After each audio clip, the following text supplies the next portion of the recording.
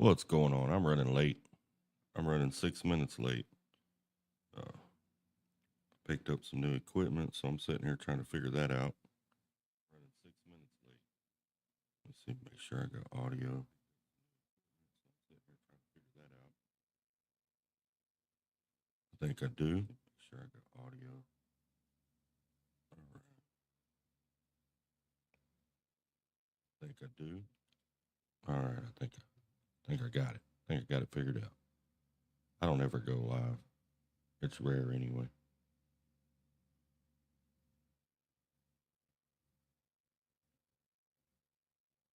But we're gonna see how this goes. What's up, Josh? Excuse me. What's going on, man? I don't ever do this live thing, but I figured I'd give this a shot. What's up, Mad Dog? How's it going, man?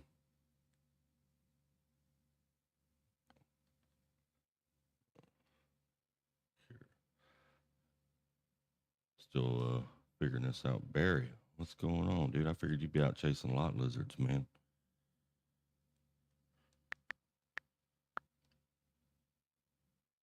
Where in Kentucky you headed to, Josh?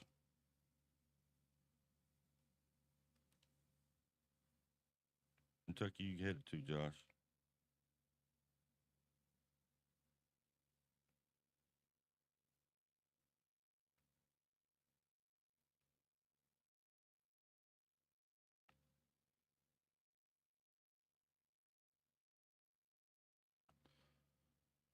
Lexington. That's a nice little area. I used to live just east of there in Mount Sterling. I lived in Mount Sterling back 2007, 2008, somewhere right in that area. Uh, Met a girl out there, and before I realized how Kentucky girls are, you know how that goes. I lived out there for a little while. I still stay in touch with some people around that area. I don't get through there much in a truck though. If I'm over that way, normally I'm a little west of there or all the way to the East Coast.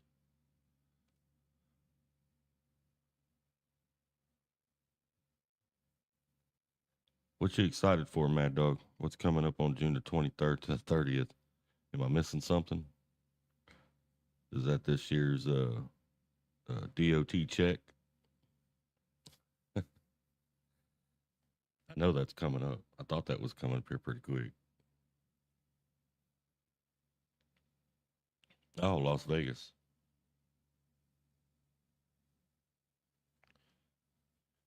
Well, hopefully you hit big. I was in Vegas. Oh man, when did I haul that wheel loader? Maybe 3 weeks ago. But I didn't win squat. I didn't win shit out there.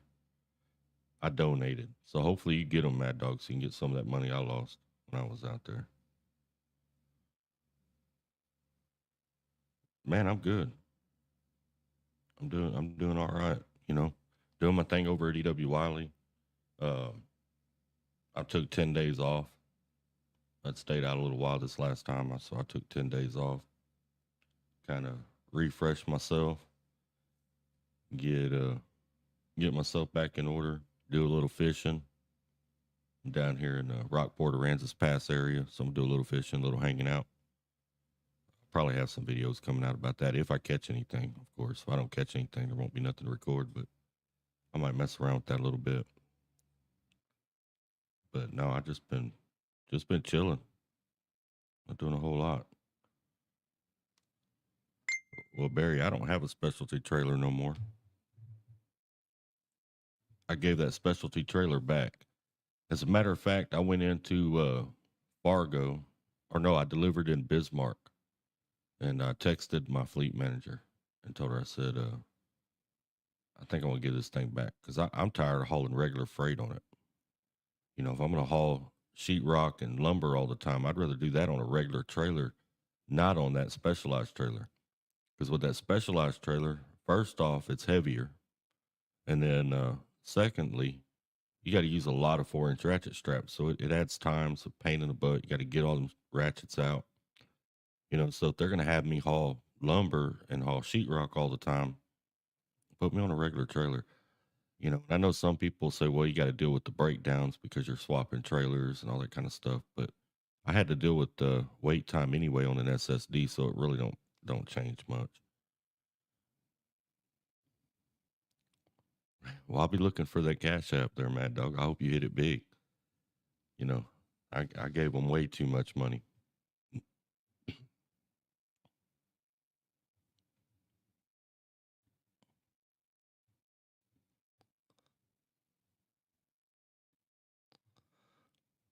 Yeah, I know you did. I know you did.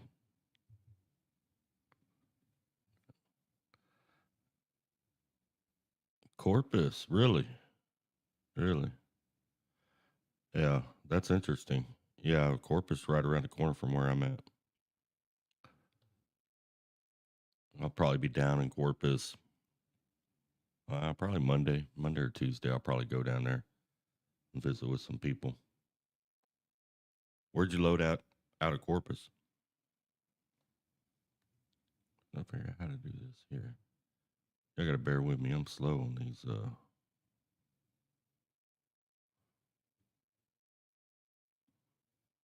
Slow on this stuff here because I don't do this very often. Trying to figure out how to post a link here, but it's not letting me. Come on, let me post the link.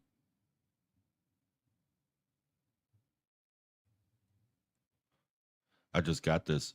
Man, I just got this MacBook computer. I cannot stand this thing. I'm so used to Windows. I'm trying to figure out how to paste after copying. I glan I glanced at this one right here, and at first I thought he said he delivered humans to the port. I was like, hold on, Josh.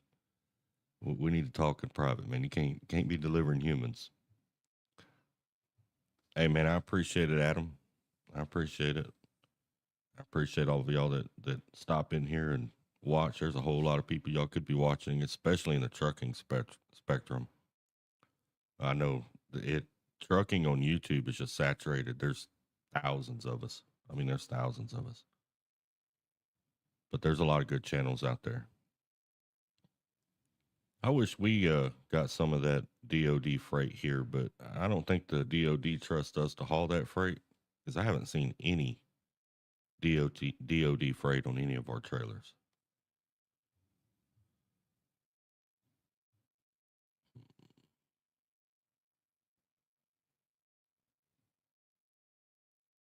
None. What's up, Scotty? What's up, man? How you doing over there?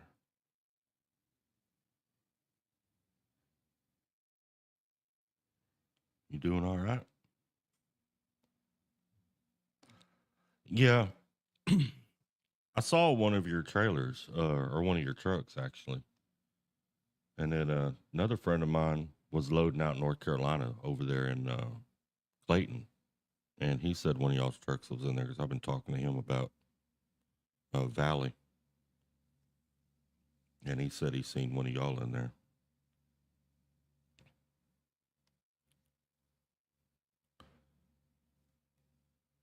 Deadhead to Dallas. That's wild, Josh, because that's actually how I got home. Kind of kind of weird. It kind of pissed me off. I almost made a rant video, but I was a little bit past YouTube quality. I probably would have been more cuss words than anything. But I hauled a load of pipe from Paris, Texas, up to Springdale, Arkansas. Delivered in Springdale, Arkansas. They was supposed to go get another load of pipe. So it's supposed to have two of them. They told me to deadhead to Mount Pleasant. Now, mind you, I was due home, so I figured they were going to give me a prefit load out of Mount Pleasant, probably with 9 or 10 drops throughout South Texas, which I really didn't like, but it was like, whatever, you know, I'm going home, so this will work. I was halfway down. I was almost to the 259 junction there in Oklahoma, and they called and told me to change the plans, drop my trailer in Mount Sterling, or in Mount Pleasant, excuse me, and then run out there to Dallas or Fort Worth, pick up a load on a driver that broke down. It's a lumber load. go deliver it, take him his trailer back, then go over to Mount Pleasant.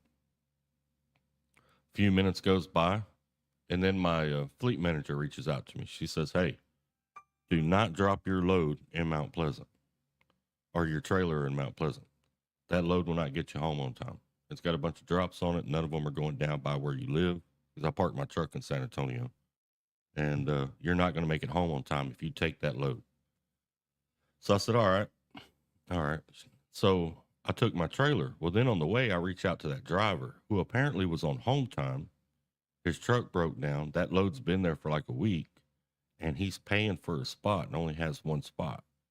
Like, crap, man. Because now I got to go in there, pull his trailer out, put my trailer in it, then take his load, go deliver it, take his trailer with his equipment back.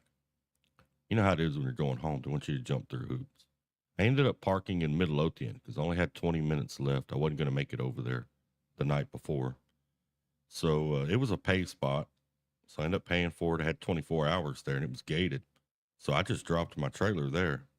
I ran over, picked his up, took it up into Fort Worth, delivered it, went back, took his trailer back over to where he had it at his pay spot, and then went and grabbed mine. They told me just to deadhead home, so I deadheaded from there all the way into Dallas. I got into Dallas Wednesday night, or San Antonio Wednesday night, probably about midnight, 1 in the morning. That construction there on 35 is horrible, by the way. Yeah, Adam, we do need to make trucking great again, but I got a feeling it's going to make a turn the other direction before it gets better. You know, these tariffs and all that stuff is going to slow us down. It's going to slow the incoming freight down. There's going to have to be an adjustment where we produce more here in the country. You're going to see a lot of drivers that are moving port freight that are about to start moving, regular freight, and that's gonna flood us out here, man. I don't think that's gonna be good. It'll take a while to adjust. It'll probably take a year for it to adjust, but I really think we're about to see a major slowdown here in the next couple months, especially if all these tariffs do stick and everything goes through like what they're talking about doing. I think it's going to get real bad out here, to be honest with you. I hope not, but I think it's a strong possibility with you. I'm trying to get this link. If I can figure out how to post this link. That's what I'm trying to figure out how to do here. Yeah, Colorado Way Station is Hawkins paperwork in. Colorado, for some reason, Wyoming's the same way.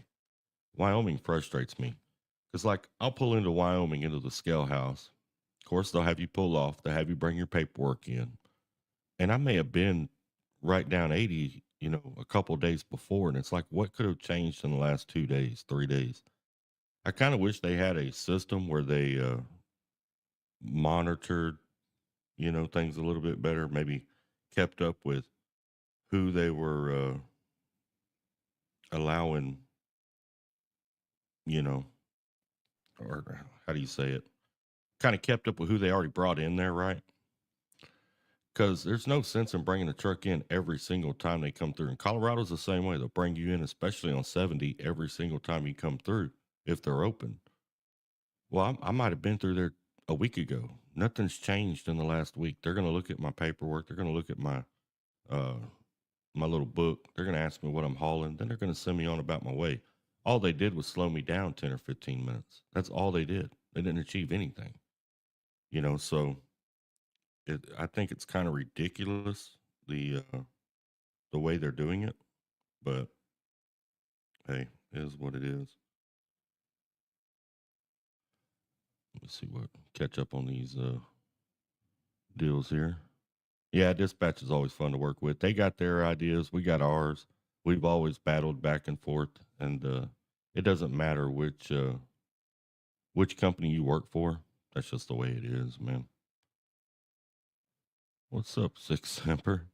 Interesting picture you got going on there.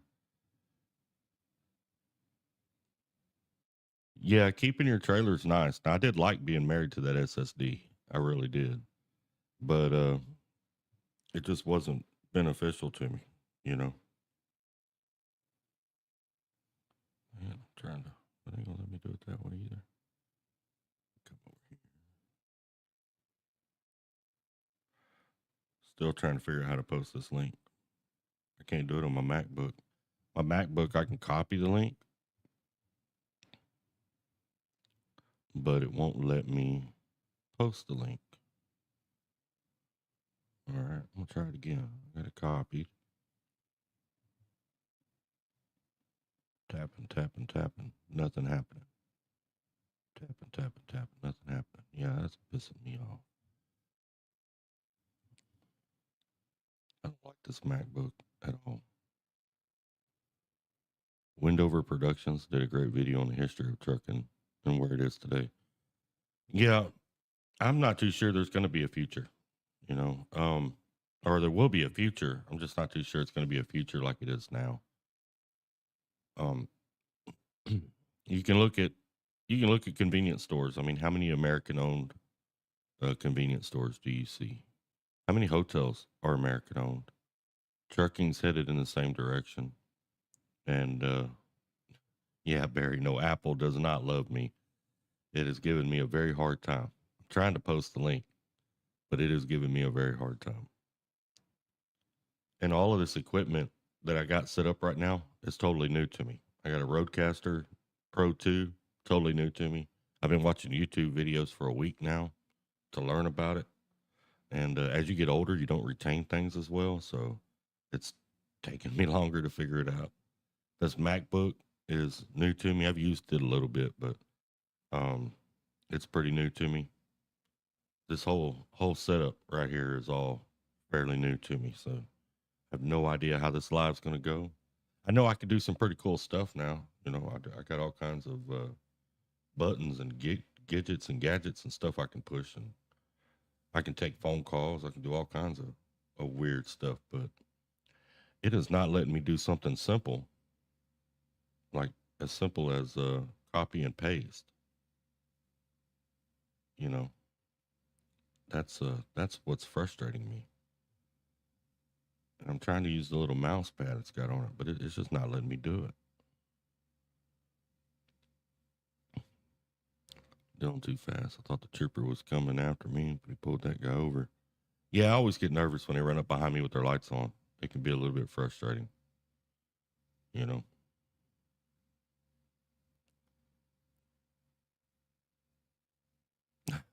We just got pre-pass, Josh. They just started putting them in our trucks. I guess they're tired of going in every scale. I don't have one in mind yet, but once we go through the yard, we'll start getting them in our trucks. And I am looking forward to getting pre-pass. I'm tired of going in every open scale. No, Barry. Apple does not love me. Not this MacBook anyway. It for sure don't. And my phone's acting goofy. I tried to go that route. I went and tried to get the link in my phone, then go to YouTube and put it in there. But I got it on subscriber only mode. So I got to subscribe to myself to put it in there. Then you got to be subscribed for 10. I mean, it's a joke. It's giving me a hard time. Yeah, TFI actually owns the company that I work for, and they reported like a $1.5 billion. I don't know what it is. Jerry down there in the comments, he could tell you. They reported a huge loss, but you know that I saw today though when I was looking at trucking news because I was looking at trucking news to do some videos on, and Knight Swift reported a huge gain. But then again, they don't pay their drivers nothing. So when you're running freight for next to nothing for almost free, you're going to make money no matter what the market is. I ain't Jerry. Yeah, see, he can tell you how much TFI lost. See, it's more than I thought. It's $4.5 billion loss. They just bought a Dasky and everything. Dasky owned, which included us. There's a bunch of companies out there. Tennessee Steel Haulers, Boyd Brothers. I think WTI is one of them. That flatbed company out of Oregon is one of them. Lone Star Transportation is another one. Yeah, there's a whole bunch of companies involved in that buying when they bought Dasty.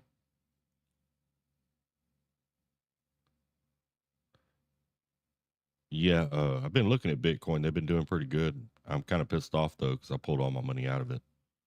I pulled all my money out of it a while back. Should have left it in there. And when I pulled it out, I made like a 2% gain on it. I could have done a lot more had I left it in there. And that was very frustrating. Your guys are about to elk have TFI trucks too. Yeah, I heard they're going to change our trucks. I've been hearing those rumors that we're going to that. I guess it's that white truck with that blue stripe or something on it. I kind of hope they don't. I like the red. The red kind of blends in too because there's a lot of trucking companies out here with that same color. You know, you got Creed out here running around with that. You got Lone Stars out here running around like that. When you blend in, you know, you don't stand out to DOT as much. And when you go with that plain white, I don't know, it just reminds me of Swift. I don't like that. I don't like Swift and Western Express. They're both like that. So I really hope we don't go to that plain white. Yeah, $4.5 billion loss in 3 months. Going on, Sweetness. What's up, man? It's on the news today. This trucking will be, yeah, trucking is going to be affected by these tariffs, and it's not going to be in a good way. Not at all. Um, I'm running flatbed, and it'll probably affect us too a little bit because some of these parts for equipment come in through the ports. But it's really majorly going to affect dry van freight and intermodal freight. So companies out here that run a lot of intermodal, like JB Hunt, you're going to see a lot of their drivers moving out of that because when they slow down and they can't pay their bills anymore, they're going to start looking for other things to do, right? So they're going to move out. You're going to see them back out here working for Creek Carriers and Schaefer Trucking and Prime and Stevens Transport, and, you know. So it's going to flood the market, which is really strange because Wisconsin just put a $500,000 grant. They just let go of a $500,000 to go to adding truck drivers up there because they claim they're 6,000 short in the state of Wisconsin, which me personally, I know some people won't agree, but me personally, I think this claim to having a driver shortage is a scam. It's a way for them to import drivers and expedite visas. But I don't understand how they're going to do that at the same time we're fixing to enter a trucking depression due to what's going on. Yes. Yes, Barry, you're right. They got a lot of high paying freight and they don't pay anything. Reefer is a good thing to go to, Scotty. I know during the 2008 crash, I came into trucking during that crash. I went to Reefer and I didn't even hardly notice a slowdown, to be honest with you. You just don't notice it in Reefer. TSH, WTI, Boyd, Central. So yeah, they Dasky had a lot of companies. There's a lot of companies in the mix with that buy that TFI did. American made beer and beef and produce. Yeah, I don't know who you're working for yet, Scotty. I haven't had a chance to go over there and see what you got going on. But it's always been known that during a downturn in trucking, their safest bet is reefer. I hate reefer freight. I hope I don't ever have to haul it again. I don't like them 2, 3, 4 o'clock in the morning appointments, picking up during the daytime, delivering at night. I just hate reefer freight. I don't like anything about reefer. A lot of downtime waiting to get loaded, unloaded, 3, 4 picks of produce out there in California, spending 2 days running up and down the coast. But if it gets bad enough, I may have to, because that's always your safest bet in trucking is reefer. People are going to eat. That's not going to change. Yeah, and that could be possible, Josh. I think we're losing a lot of contracts from sending the wrong trailers, though, to be honest with you. I can't tell you how many times I pulled up to a shipper and I'll have a step deck and they'll get mad. They're like, we can't keep telling them not to send step decks. They're sending step decks. We need flats. We need flats, and it's like, oh man, I can't help that. I just go where I'm told to go. That's what I do, so but I'm kind of wondering if some of the customers out there are getting a little frustrated with that. Yeah. Yeah, they have lowered their standards from what I understand from what it used to be. I I don't know if it's really going to affect Poly Ghost. I really don't think it will. Now Poly, excuse me. Now Poly sells a lot of their plastic to China. So it might affect that end of it, but that won't affect you as a driver for Poly. So Poly makes their own product. They make Husky trash bags, everything Husky. So they make all that right here in the United States. So I don't think it's going to affect them that much. They recycle their own plastic here in the United States, and they get that plastic from refineries around the Houston area. So I think you're going to be fine there when it comes to that.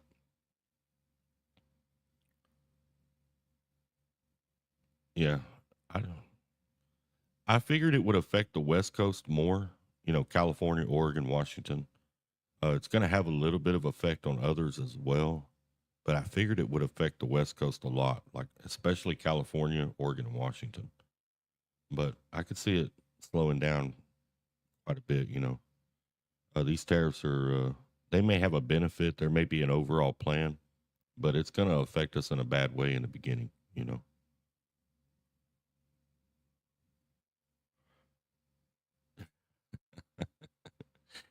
Josh, I haven't hauled reefer in years, and I don't like reefer drivers either. And I really don't want to have to go back to sleeping in front of one. I've gotten real used to sleeping in the peace and quiet. Now, back in the old days when I ran reefer all the time, hell, that reefer would rock me to sleep. I enjoyed it. But now, no, I really don't want to have to go back to doing it.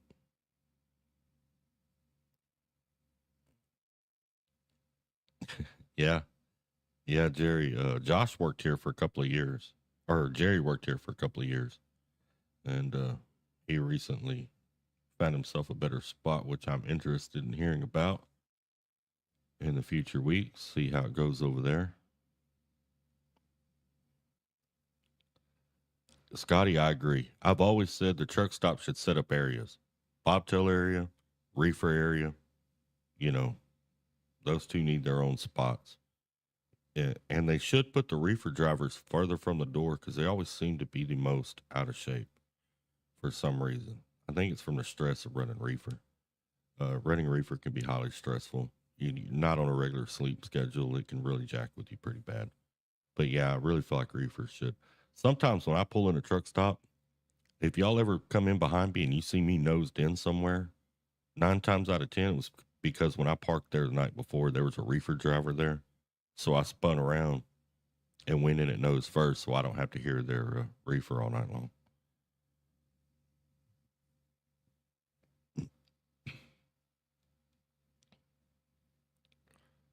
Yeah, Josh, I wish when you left Wiley, you would have done a video on why and got into a little bit more detail of why you left Wiley. Because I remember when I was coming to Wiley, I watched your Wiley videos, and I was like, well, he was sitting a little bit. That's all he really said.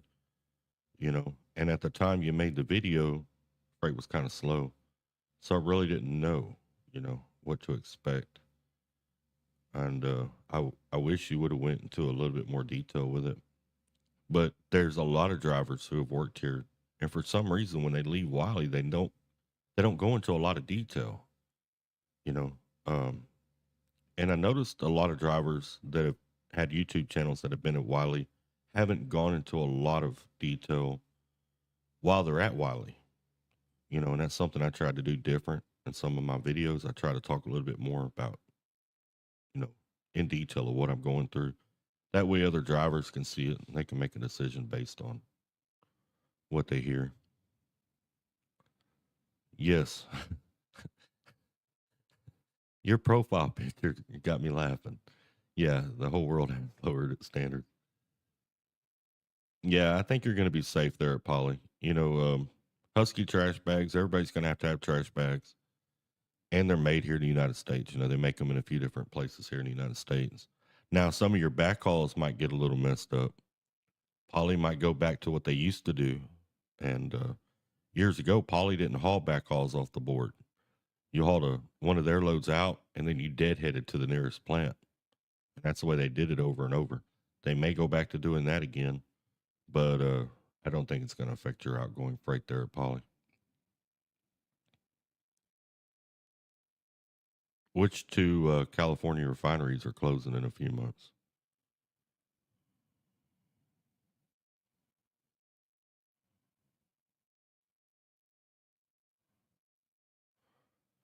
Yeah,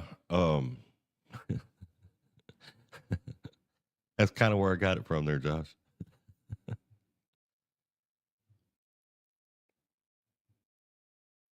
Yeah, me and Jerry are working on a interview, and Jerry, like I said, he spent a couple years here, so he's got a lot of information, a lot of backstory on different things that guys that like myself who just started didn't know, and it'll be interesting. It's going to be a good deal, I think, coming up here pretty soon.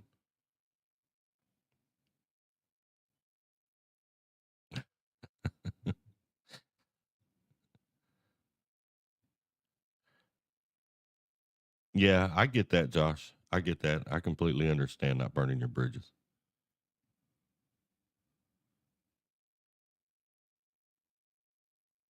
Right. Well, you do really good because I mean, your title of your channel is Josh's Trucking Adventures, which is a vlogging channel, right?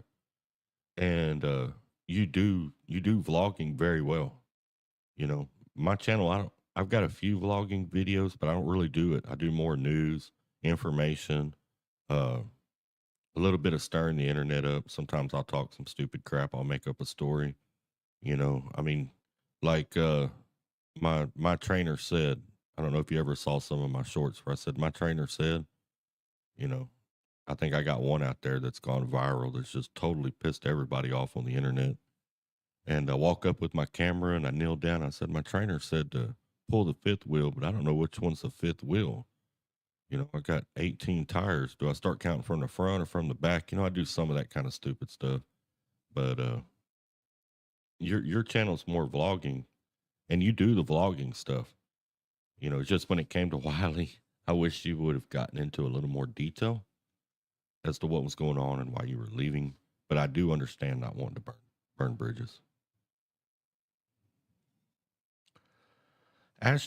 Scotty, I looked at Ashley Furniture a couple years ago, and I thought their pay was kind of low. I really wasn't impressed with what they were paying out there. Phillips 66 and Valero. Well, see, the oil prices are dropping. That's one of the reasons I didn't run to the oil field.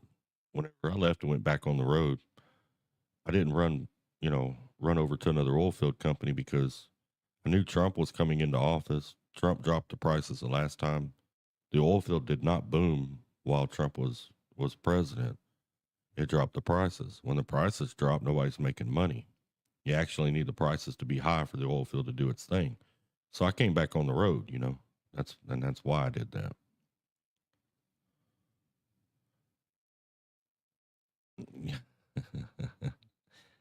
Royal, I can't stand Crete's Walmart dedicated. That's why I quit. When I quit Crete, it was over working in that Paws Valley Walmart. And I remember I tried to go on home time to get out of it. I did it for like 2 weeks. And then I put in for home time. I went home and I was getting ready to come back out. It was like 2 days before I came back out. And the Walmart DC there in Paws Valley was calling me already to come back up there. And I was like, nope, I'm done. That's when I went and cleaned my truck out. I wasn't doing it no more. Yes, I did teach y'all how to negotiate with a lot lizard. I also, in one of my older videos, taught y'all how to tell if your lot lizard was a cop or not, which I'm going to be updating and doing a new one. And I did teach you how to be a super trucker. That video is out there as well. So I try to be informative, right? Oh yeah, the guy licking toes for pot. Yeah, that's down there in at the TA in New Braunfels, Texas, is where I was at when I made that video.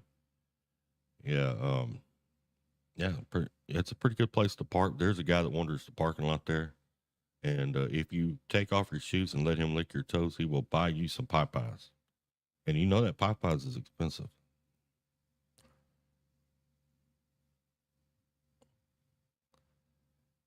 Yes, and that was my problem. I looked at them a couple years ago, and they were way low on their driver pay.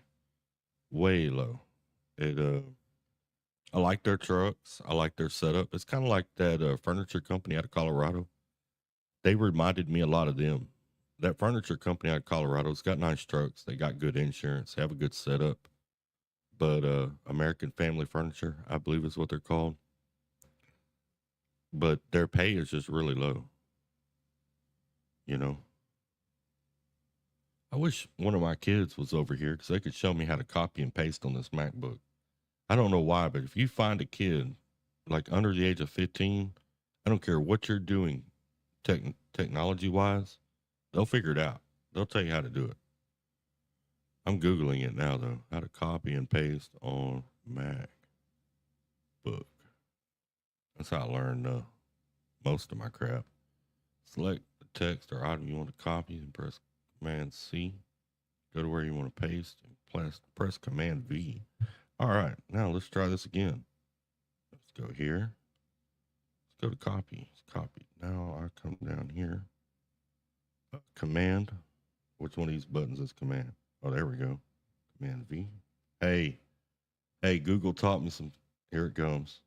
Google taught me. Now let's. I don't want to put myself on timeout. I want to pin that comment. How do I pin it? Damn, I'm gonna have to Google again to figure out how to pin it.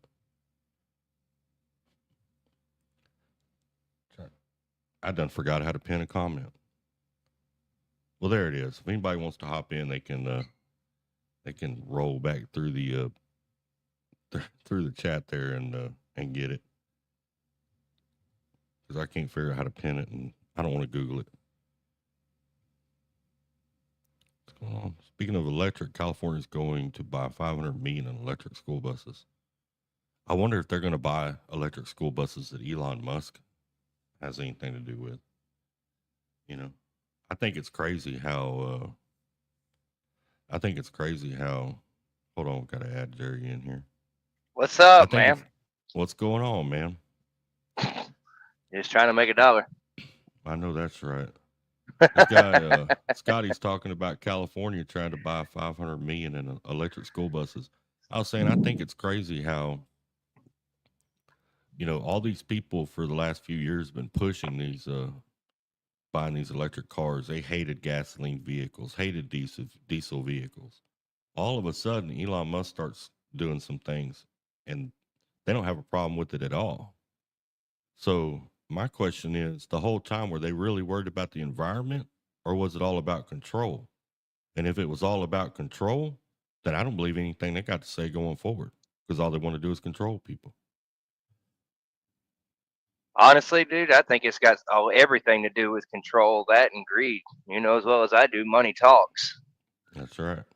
And but then again, at the same time, you really don't know which way to go. Every politician says the same thing, but does something completely different. But and that's like Josh was saying a minute ago about them raising prices to get everybody to go electric. And I mean, yeah, he's right. California's been trying to push any kind of combustion engine out for years. Yeah. Yeah. So, I don't think we have the infrastructure for it though. no, no. I mean, you saw last summer they asked them not to charge their vehicles at one point. They'll probably do it again this summer. How are they going to push it if they don't have the infrastructure for it? Oh, they don't. There was a story I was reading not too long ago about how if they started tomorrow, it would take like 30 years to have the infrastructure enough to charge all them vehicles if just the state of California went electric. Right. Right. What's going on, mildly attractive? I ran into this guy when I was picking up a load of lumber. Big shocker, a load of lumber with Wiley up Mm, in lots of those. yeah, up in Washington, Dallasport, Washington. This guy came walking up. He said, "Are you Snapper?" I stood there for a minute because I got to figure out whether this is friendly or not. And he was about a foot and a half taller than me, but no, he's a pretty cool cat, man. They actually kind of messed him up there at the place we were loading at. They made him pull his tarp. It completely tarped. Then they wanted him to pull it off so they could add 2 more to it and then retarp it. Sounds like Louisiana Pacific in North Carolina. Yeah, we were at that place there in Dallasport, Washington. Yup. Anytime I was ever up there with Wiley, I went to Tacoma and picked up out of the port. But Yeah. ever since they kind of irritated Caterpillar, they quit hauling it. Yeah, they sent me to the port when I first started up there in Tacoma. I picked up 2 John Deere tractors. Yeah. Weirdest load ever, though. I picked up 2 of them. One of them, I think, was going to Canada. I ended up dropping it up there in North Dakota, and then the other one was going right down the road to Seattle. I literally picked it up in Port of Tacoma, took it to the Port of Seattle, and dropped it off. Mm-hmm.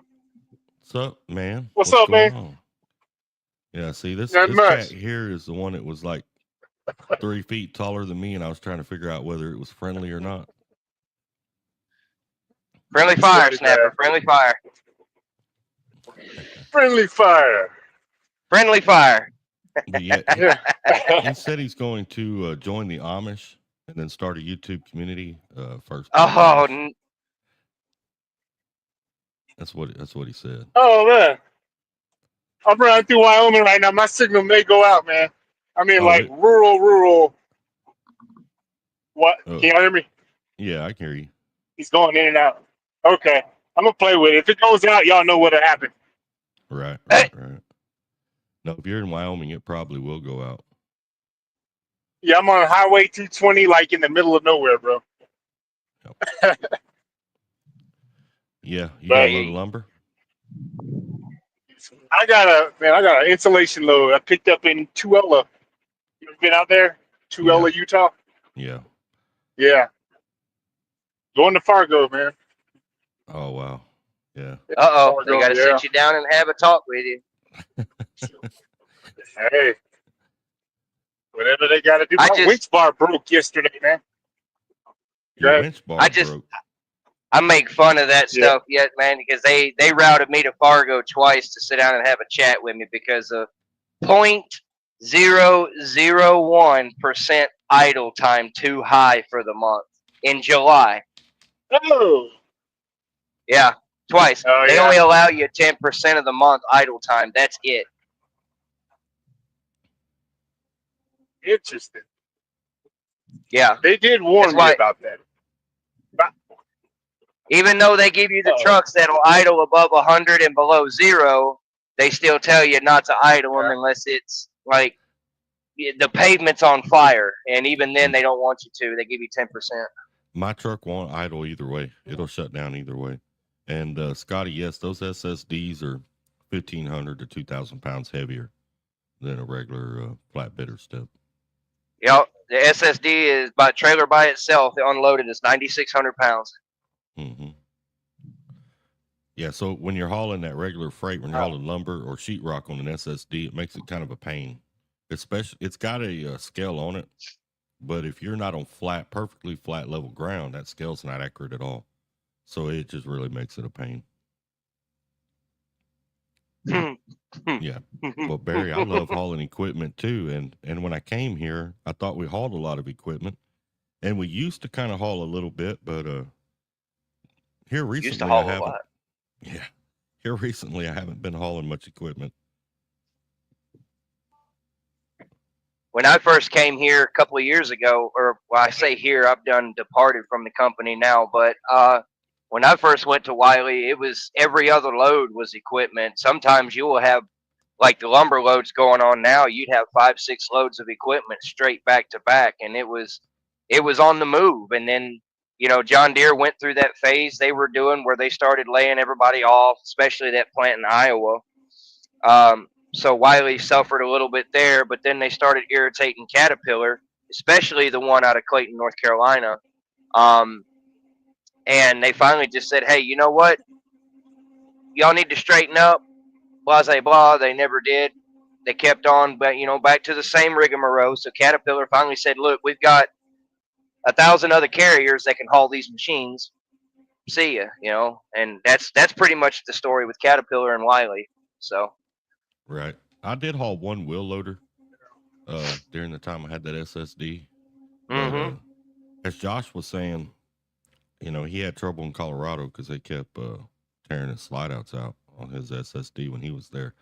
I hauled a cheap load of lumber and they tore mine up on hmm that load. I ended up having to get the trailer re-welded. I mean, it was a pain. That's another reason they shouldn't be putting those loads on SSDs. But I get it. They got to. They got to keep the guys moving, but it just tears those trucks up. they had me when I had SSD 1908. They had sent me to Wheatland Tube in Chicago to pick up a load of tube. I don't know if you guys have ever been there, but That's a it's place where you wait a lot. yeah, it's like you got to go through like the Spanish district of Chicago, down these little narrow streets, and then turn in between two brick buildings and stuff. Yeah, And I've been down there.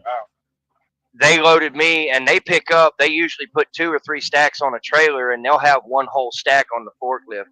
Second load with the SSD snatched both driver's side ramps or the slide outs clean off the trailer. I had to take it straight back to Fargo and get it fixed. Oh wow. Where? Yeah, So I got mine fixed in Sanford. They didn't do a very good welding job on it, but they did try. But I got mine fixed in Sanford. Sanford's welding looks like popcorn sealing. That's exactly what it looked like. It looked like I had been in there with a welding machine and tried to weld it. It came back all scrambled up. When I dropped it off to them, they were looking at it when I dropped it off in Fargo that day. And I said, "Hey, look, I did not do that. That is Sanford. They're the ones that worked on that trailer. So if you got a problem with that, you're gonna take that up with them." But I dropped that trailer. It's 1901. It should still be sitting there in Fargo, but It probably is. yeah, unless they've added some people to that fleet, I wouldn't see why they did. They really don't need. They got too many on it now. But You can never do mind. everything with one of them SSDs with a SD, you know, the low pros that you Mhm. can with an SSD. I mean, it's so much easier to tarp, so much easier to secure on a low pro than it is now. Granted, drivers have a hard time of figuring out how to not ground out, and but you can do everything plus some on those than you can the SSDs. They're just a waste of time. It's like with me, I had an International, so my truck was already heavier than the Peterbilts. I couldn't really haul a whole lot on Right. That's what I got. I got the International, and I got an SD trailer right now. Believe it or not. You it. got I what? had What's up? Go ahead. What kind of trailer do you have? Y'all hear me? Yeah, I hear yeah, you. we hear you. It's my. Oh, yeah, I got the SD, the one you're talking about. I got Oh, I got a yeah, Great low International pro. right now, and I got the SD. Yeah, Yeah, I got the low Yeah, pro right now. The load of them. Yeah. that gray Go ahead. International used to be a JGR truck. That's where they got them gray Internationals. Is J. Grady Randolph Yeah, out of Greer, yeah. South Carolina. JGR. Right. Yep. Right. Yeah, I Yeah, there heard was a that few before. companies Yep. that merged. Bulldog, that company. Yeah, there was a few companies. What's that? That have recently acquired with Wiley? Mm-hmm. Let's Over the see. last couple of years. Oh, that would be J. Grady Randolph or JGR in Greer, South Carolina, and then you had more freight services out of I think they were either Chapel Hill or Mascot, Tennessee. That's how we ended up with the yard in Mascot. That used to be more trucking services yard, and they were a glass company. Right. And then of course we got Bulldog, so Yeah. I don't drive for Wiley anymore. Yeah, I'm the only Wiley Yeah. driver up here on this. Well, no, me and Mildly Attractive are the two Wiley Me drivers and, up here. yeah. Jerry. Either has one of been- Yeah, you can call me Josh. I don't care. Yeah. Well, I know Go you ahead. don't, Snapper, but do you happen to have Marissa as a fleet manager? Yeah, no, I don't. Who's your fleet manager, Josh? No. I got Kylie. Yes, same one I got. Kylie is the best one. That's funny. Kylie's cool as hell. Yeah, when on a good day. That's funny. That's funny. On a good Dude, day. I cussed her you her mean? out like the first week. What? Gonna tell me, dude, I hit like What? 13,000 miles, and I'm serious. I hit like 13,000 miles in a month. And Yeah. she gonna tell me that they were taking my bonus away from me. It's like $400 in bonuses, product. You know that extra little bonus you get for a certain amount of miles over. But Yeah. they Yeah. they Right. took it away because of something. I can't remember what it was exactly. It'll come to me in a minute. But she gonna pop off and be like, well, maybe you need to focus better as a professional driver and keep track of that stuff. Oop. Oh man. Oh wow. Kylie, I will tell you this. Kylie is a lot better than Marissa. Snapper will tell you. I haven't had any Yeah. problems with Kylie. She's always been pretty decent with me. Yeah. Now I've heard some horror stories Yeah. about Marissa. I mean, all the way down Yeah, to a driver. She had told her driver that if he needed to wash clothes, he might want to do that when he was on home time, schedule home time for it. And I was That's like, Marissa. wow, it's crazy. But I wash clothes But, every day almost. But yeah, I haven't had any problems with Kylie. Kylie's cool. She's real cool. Now she is. Yeah. Just wait. Yeah. She's And seasoned. Josh- Oh yeah. That switch up on her. And as Josh said here, he said you said it wrong. It's a intertractional. Yeah. International, baby. I've had Hey. bad luck out of internationals as well. Jerry's heard some of my stories. I think Ghost, if he's still in here, he knows some of them. I've literally broke down in an international before even getting off the property where I picked it up at on more than one occasion. 13-letter, Cummins you in know it. what spreader. I don't remember what Polly had in their trucks, to be honest with you. Oh really? Yeah, I don't remember. One Cornfield time, Yeah, I got Cadillac. Cummins X15 in this thing, man. One time I pulled out of a parking spot. I made a left. I went about 3 trucks down, and that's where it stayed. One time I made it across the lot. I hooked up to my trailer, was getting ready to haul my load out. And as soon as I hooked up to the trailer, I mean, as soon as it clicked, that fifth wheel clicked, all the lights on the dash came on and the truck stopped. It was right there. That's where it stayed. That was during my time there at Poly Trucking. I really could have made some good money Poly. there if I could have got a truck that got off the yard and made it to delivery on a regular basis. If you don't want to tell me, that's fine. But did you happen to get 1157 by chance? I got 1174, baby. Almost. 1174. 1157. I recovered that truck. That truck will run 72 mile an hour. Yeah, mine does 70. Mine does. Yeah. Yeah, mine does Go ahead. 68 and it or no 65, and really it's more like 64 and 3/4. Yeah, it's like the one that I just got out of 23 123. That truck would run 71 mile an hour and the horsepower is turned up on it. But I'll give you a little secret. Them international trucks, they're not locked with the computer. Now, I don't know how much of that I should be saying, but if you know somebody, you know, right? Right. So, but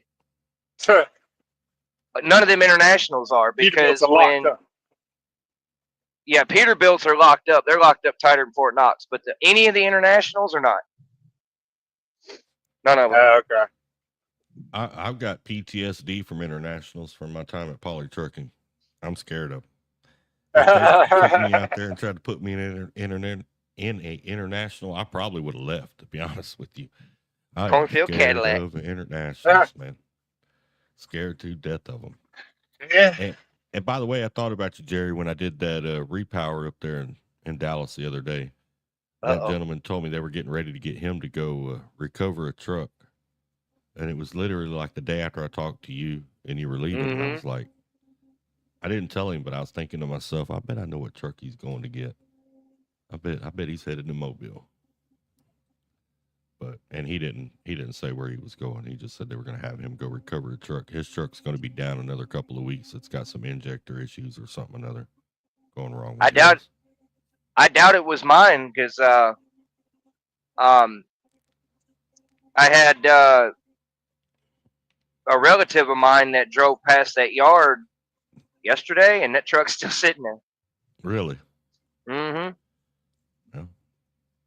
Right where I parked it, right in front of the camera. It's in Alabama, Mobile. Yeah, Josh said he Hey, flipped out on Sweet Marissa home and Alabama. Emily. I've never talked Watch to it. Emily, I don't think. Emily, yeah, Emily is horrible. Like if she is, dude, she is horrible. I've never dealt with You Emily. think? I love You think? Emily. Let's just put it this Right. way: Emily is the female version of Dwight. Oh. I love Dwight. Dwight Schrute. Dwight is You a get- very, very, very nice guy. I got to give Dwight that. He's a very nice guy. Like Yeah. I like guys like Dwight. Yeah. Yeah, I mean, I like. I'm really nice to them. I'm like overly nice. Maybe Well, that's a mistake. Well, I'm real nice. I'm really Dwight, nice to all too. the He dispatchers. is good people. The other day, he did send me a message to make sure I put edge protection on pipe, but I do stay very nice to. Dwight. I Dwight. thought he was talking about Dwight from the Yeah, there's only one Dwight. Dwight here. from The Office. I mean, from he's talking Dispatch. about Dwight from the show The Office, right?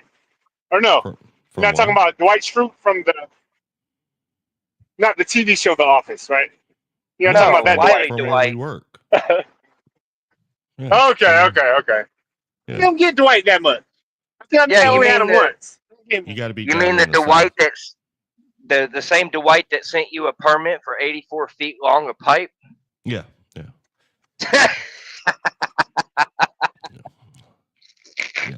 And I was sitting in 84 feet Texas, long. and my permit started in Fort Smith and went out somewhere in West Oklahoma that we weren't even going. But yeah. Yeah, they don't even check them, do they? They don't even check them. No, if you ever get a permit load here, man, you have to check your permit. You gotta wanna be read on top of that every permit? sentence on that thing. Yes, sir, because Yeah. they're not Yeah. checking them. You Yep. need to make sure you're on top It's of it. almost like they because- want you to. Right. Well, if you get a ticket, it's Yeah. on you. You need to Mhm. remember that. It's on It's you. on Yep. So you I wanna think I check may your just permit. turn down all the OD loads. You want to check Do your it. It's not worth permit, it. I may just. read them, all that. Yeah, it doesn't seem worth it. Yeah, go ahead. It's not. I'll tell you another thing 'Cause on I your was at- OD permits that that on your OD loads that you need to check. On each one of your permits by state, it's somewhere on that permit. It shows you like the mileage that you're going to be going on that specific route in that state. Take all your permits and add your miles Right. up, and make sure that Wiley's paying you for the actual miles on those permits. For every Because a lot of mile, times yeah, they short. they just pay you Yeah. from their Google map that goes from Normal A to miles. B. Right. Exactly. Yeah. And if you don't catch them, they're not going to fix it. Yep. They won't Yeah. fix it. There is no Texas fleet anymore, Josh. I tried to do that when I came here. There is no Texas fleet anymore. I don't even Mhm. think there's according to the website, all they're hiring for is on the regional is Midwest. They don't even have Southeast listed on there anymore. There never was one. What, Southeast? Yeah, there never was one. That's what I hired for. It never existed. I repowered with a guy one time that claimed he was on Southeast, said all he run was the East Coast. Yeah. Bangor, Maine to Miami, Florida. Yeah, that's Southeast, all right. Mm-hmm. Yeah. I hate normally New I York hate City, that I'm in the area. Southeast. That's all 95. Now they got a bunch of construction on it. Yeah. Yeah, Josh said Emily wasn't bad until the end. Then she went straight 666 on him. The two you really need to watch out for is Caitlin and Noah. Those are brother. Yeah. That's brother and sister. Yeah, I haven't had a lot of dealings with I don't- Noah. I don't I've get them dealt with very Caitlin much. a couple times. Caitlin and Noah is brother and sister. And before Dasky sold out, their daddy was the COO of Dasky. So they've got that I'm untouchable attitude. And if you don't do everything they say to do when they say to do it, they'll get pissed off, talk to you like crap, and hang up the phone in your face, and then you'll sit. They're really slick with some of the stuff they try to pull, but don't let them walk all over you. Stand your ground. Right. You know, if you, Yeah. Wow.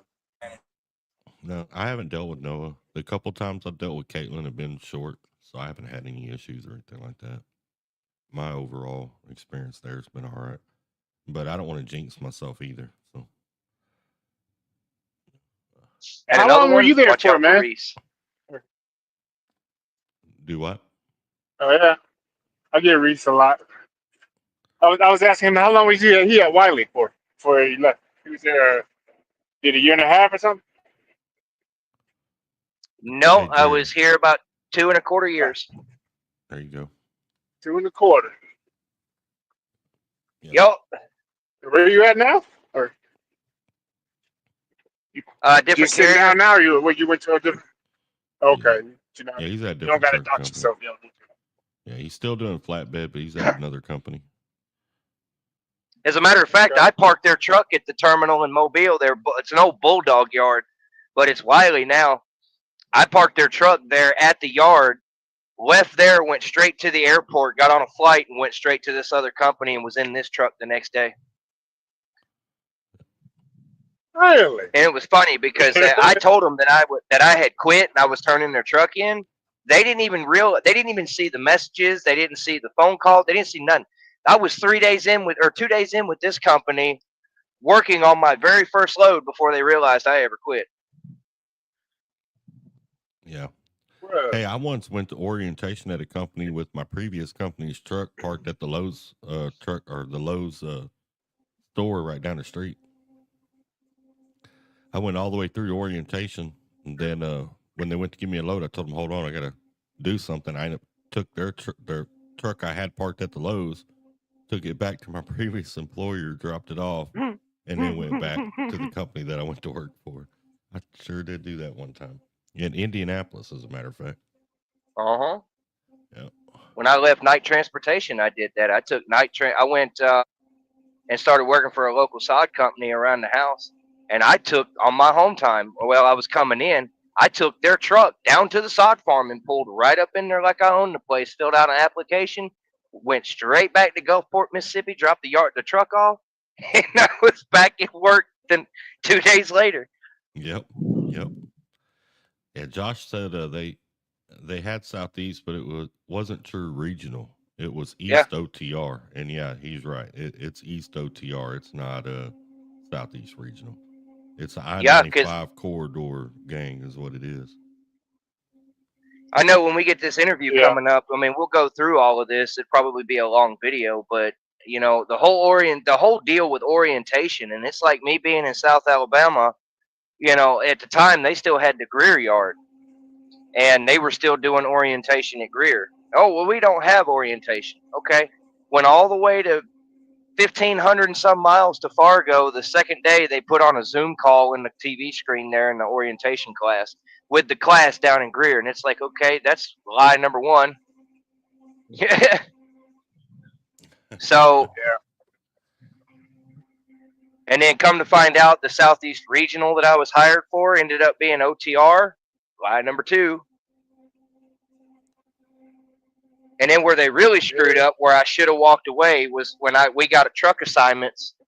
My truck was actually just taken earlier that day by Will up there at the shop to the Peterbilt in Fargo to have the injector rail flushed. And nobody knew it was gone, but they assigned me that truck as being ready to go and hit the highway. Wow. Josh said Noah is related to Sarah. Yeah, she is. And he said he parked his truck at Wiley when he picked up at Case. His Valley truck. So he left before anyone showed up. But yeah, he's been over at Valley for a while. I think his videos I watched of him when he was leaving Wiley was over a year ago. Yeah, That's I remember how seeing ran his. across Josh's channel. Was whenever I was looking to come to Wiley, I ran across his channel and watched his videos he had on Wiley. His channel popped up on my YouTube thing, and when I was just thumbing through one day, and I seen him taking the truck back to Fargo. It was like he was driving across. I want to say it was like the road was frozen. It was just cold outside or whatever. But then I remember a video that he did in the rental car showing Wiley as he left. Yeah, I remember that one. I saw that one. He kind of panned over towards Wiley as he was going down that road right there in front on his way out. And he literally wasn't going far. You know, the company he works for is right there in Minnesota, Southern Uh-huh. Minnesota. So he just right on down the road to his next orientation. But now he's got a really nice truck. It's not plastic. It's all metal. He's got him a hood truck, and only tarp he carries, from what I understand, is a window tarp for some of the Mhm. windows on the equipment that they have. And he hauls equipment 98% of the time. So he's got it made over there. He's got him a beautiful truck, looking like a pimp going across the country.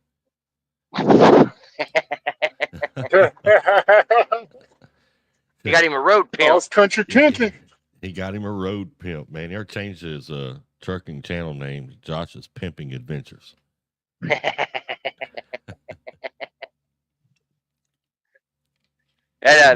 Oh boy, that's a good idea. yeah, he said he hit his year mark at April 15th. But yeah, this instead of Josh's Trucking Adventures, this would be Josh's Pimping Adventures. But he's got a nice truck. I mean, it is a real nice truck. Yeah, so. That's the Canadian guy, right? No. We got a different guy.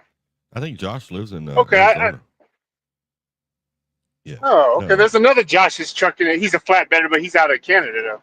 I think he's like some kind of lease operator. Okay. Yeah, I haven't seen him. No, this guy's. I think he lives in Arizona. He works for a company out of Minnesota. He's been trucking a little while. He's a veteran. I think he was in the Navy. I think he was a corpsman in the Navy. Pretty good dude. He'll go live over there sometimes, sit and talk to his subscribers. And, He does a lot of vlogging where he kind of shows what he's doing, what load he's hauling, and that kind of stuff. Yeah. You know, but yeah, no, he's got a pretty good channel over there. Yeah, cargo net man, we and need window it. tarp is what he carries. But yeah, he should from now on, I'm gonna call him Josh's Pimping Adventures. So that'll be that. When I mention Josh's Pimping Adventures, y'all know who I'm talking about. His truck does 70 to 75. Pimpin' Josh. Yeah, Pimpin' Josh. Pimpin' Josh. Josh's Pimping Adventures. But yeah, no, he's got a pretty good channel over there. I like watching him. There's a few other YouTubers I like to watch. I like to watch some of the vloggers. You know, some of them. I think that one that was at GP Transco, he's talking about getting off the road or has gotten off the road. But I used to watch some of his stuff. He's not around anymore. But who knows? Talking about Alex. Yeah, Alex. That's him. Alex the trucker. Alex. Yeah, I was over. Yeah, I was over there while he was there. I don't know how he's going to stay on YouTube. He got out and get off. Get out of trucking because that's his content. Yeah. So once he quits driving, he loses his content, right? So it's like he hit 1 million subscribers and then made a video about, hey, thanks for the fame later. Yeah, it's kind of messed up, but I mean, it is what it is. There's a lot of them that have done that, and maybe he'll turn into like what's that guy, Mother Trucker? He used to drive. He was a flatbed driver. And now all he does is news from the house. And he's made it successfully. But that's really not real Asian common. guy, right? Yeah. Right. Yeah, Asian guy, yeah. Yeah, Mother Trucker. Yeah. He used to be a flatbed driver. He also used to bed bug. He used to do what? He used to bed bug. Bed bug? Yeah. Yeah, he was a mover. Oh, really? Uh-huh. Yeah, I didn't know that. But he's done well with that trucking news. Now I've gotten to where I don't watch him that much because he's got a lot of clickbait. A lot of his videos you'll click on and you got to get 3/4 of the way through the video to hear what it's about. And it might be a little 3-second line, That's what was in the thumbnail. And that's why you clicked on it. Yeah.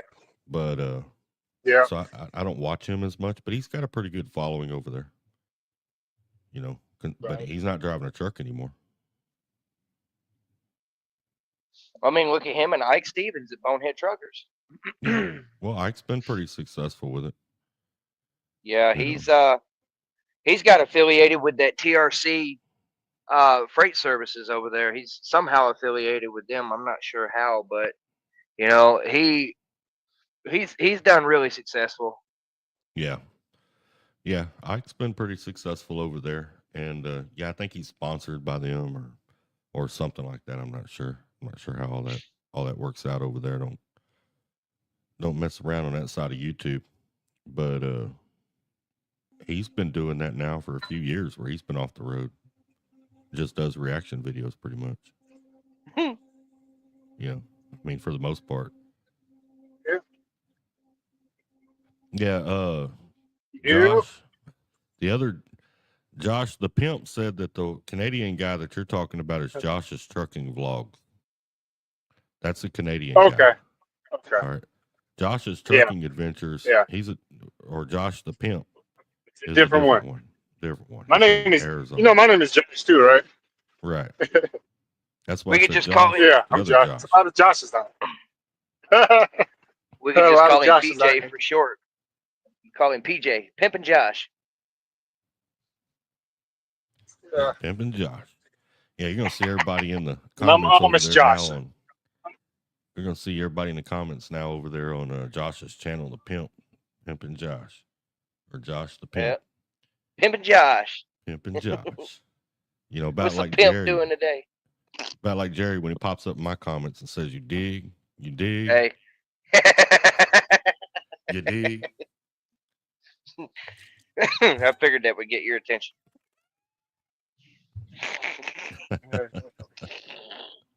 I had to. I seen an opportunity and went for I get a it. text from Jerry at least once every 2 days, and just out of nowhere, it'll say, "You dig."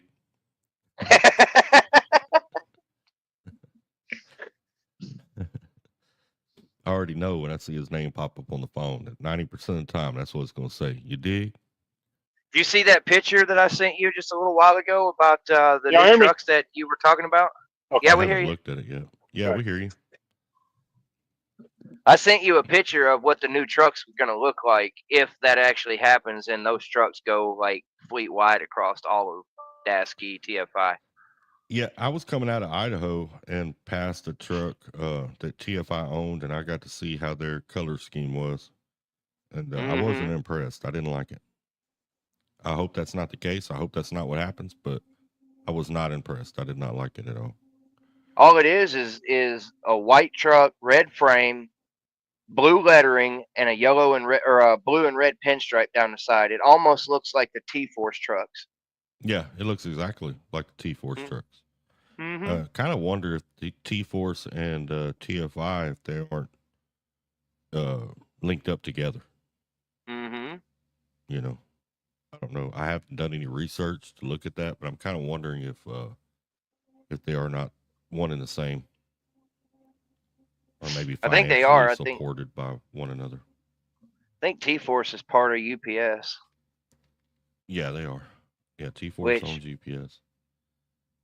which TFI owns UPS. So, or well, I forget because it's all union workers and stuff. I forget how they're affiliated and it's all connected. But I mean, all I know right now is TFI is like the largest carrier in all of Canada, and there for a while they were actually going to move their headquarters down to the United States, and then their stockholders were like, "Oh no, you ain't." So they backed out of it, and then TFI stock crashed.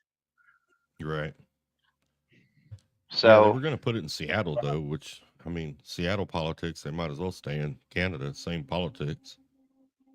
Same thing. So, back in the day, and I think I mentioned this before, back in the day, we thought Swift Transportation, Knight, JB Hunt, Creek Carriers, we thought these were the mega carriers. That's not going to be the future of trucking. Is these big corporate sponsors or whatever you want to call them, Globalists. globalists, exactly. Yeah. Like TFI, like What it is, T-Force, that are buying up these companies in mass amounts. That's the mega carriers. That's the future of what's happening right there. Is these huge globalists that are buying up these companies. You think about it with Dasky. How many companies did Dasky own? I mean, there's a ton of them. TFI bought UPS, and I think they're involved as well with some other carriers, not just UPS. UPS is just one of them that's the largest purchase that they made. But You know, that's the mega carriers right there. By a long shot. That's going to be the mega carriers. Or at least that's what it Yep. looks, you know. Well, that's like for years before Dasky sold out. Dasky and P&S was the two big competitors to be the largest flatbed trucking service in the entire country. And they were in just close competition with one another. Because, I mean, still to this day, P&S is buying up companies left and right. I mean, they just acquired, not too long ago, Jason Jones Mhm. and Buddy Moore. Yeah. I So, hadn't seen Buddy Moore in a while. I didn't know Buddy Moore was still around or not. I haven't seen their trucks in a while. yeah, they are. P&S took the flatbed. I'm not sure Yeah. what they did with the vans. Yeah, I've never really had no Wow. interest in working for PNS. I don't know what it was that turned me off about them. I looked them up at one time. They have a Houston dedicated freight. I could have got home on a regular basis, but there was something, probably the pay, but there was something over there that turned me off about PNS. Kind of ghetto, Percentage? right? Yeah, it seemed kind of ghetto. Yeah, Oh, look their like percentage. yeah, they pay percentage. Wow. Yeah, they pay percentage of the load. I'm not big on percentage companies. I mean, in order for me to go to work for a trucking company and allow them to pay me a percentage, and that be the only option they have, is paying me percentage, I have to trust that company. And I don't know if there's any trucking companies out here I trust enough to say that they're going to be honest with me on the amount they got paid and pay me a proper percentage, right? No, no, You know, none. what I'm saying? Now it's a You're little gonna bit different if they got mileage and percentage and they're going to pay you whichever is greater, or if they just pay mileage. Either way is fine. But if it's just percentage, that company Mm-mm. can tell me they got paid whatever they want to tell me they got paid. You know, to me that doesn't make any sense. And I know there's a lot of drivers out here that do work for percentage companies, but how do you know? I've talked to them, and they'll say, "Well, they send us a copy of the rate con. You can Hmm. load that rate con up on your computer and change those numbers to whatever you want to change them to. You still don't know whether that's what they actually got paid, right?" And as much as we distrust these carriers out here as a driver, a lot of times, I just don't understand why drivers go to work for percentage and strictly percentage. I myself don't know any carrier out here I have enough trust in to say, yeah, I don't mind going to work for them on percentage. They'll be honest with me. I mean, Mm-hmm. come on now.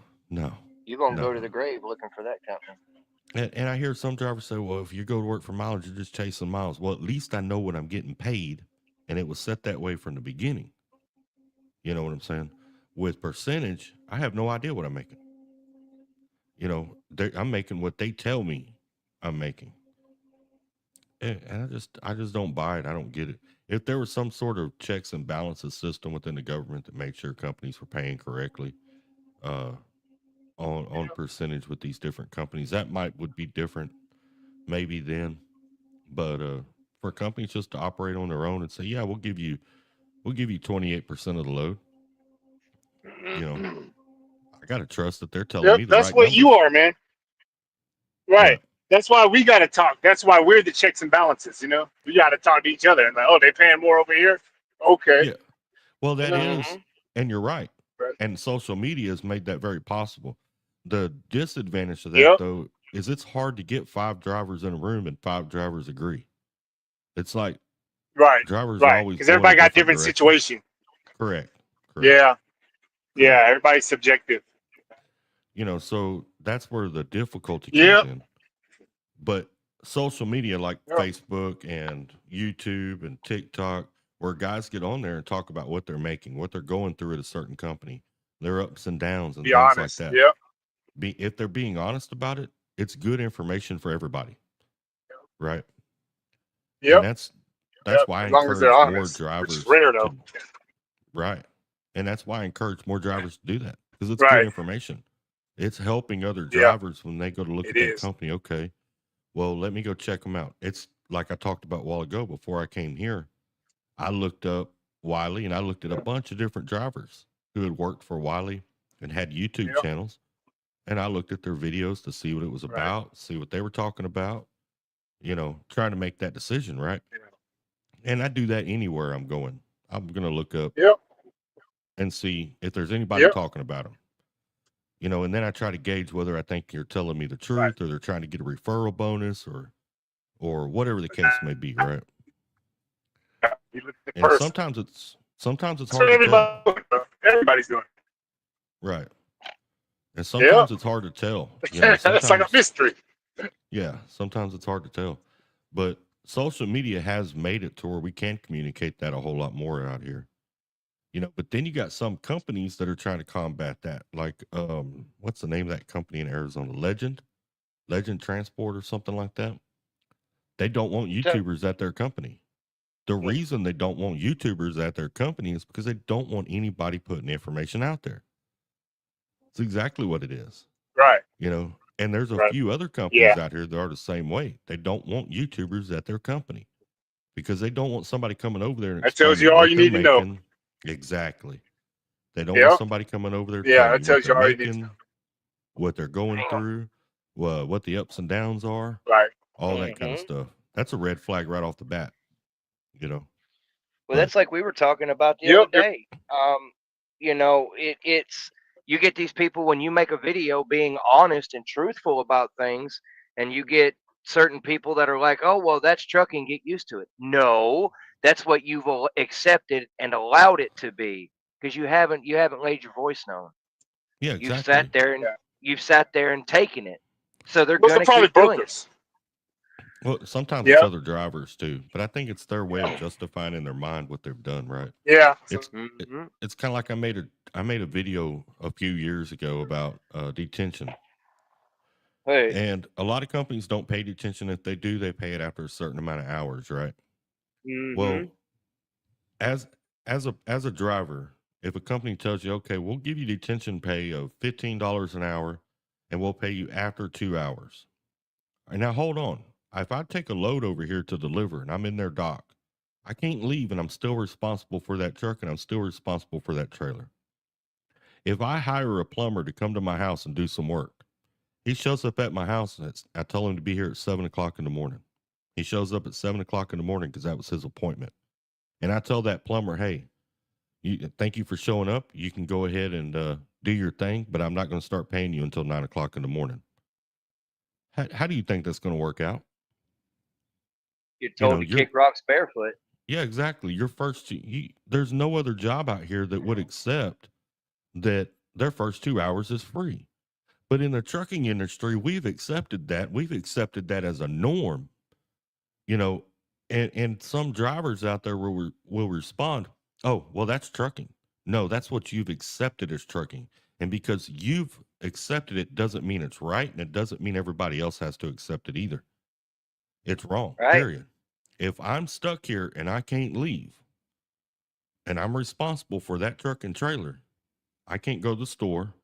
I can't go to the movies. I can't go to Walmart, but you want me to be here for free. That's wrong. Period. I But don't that's care like, which way you go about it. It's wrong. before I got into driving a truck, I actually run heavy machinery for a while and digging main ditch, laying like gas line, cable line, and things like that. And the construction company, well, it was an underground services company, but let's say the machine broke down and it was down all day. Well, you got paid the rest of the day, because you obviously found different things to do, grease the machines, Right. go fill up the diesel and stuff. You always found something to do, but you were fully responsible for your job duties and things like that. So you got paid for it.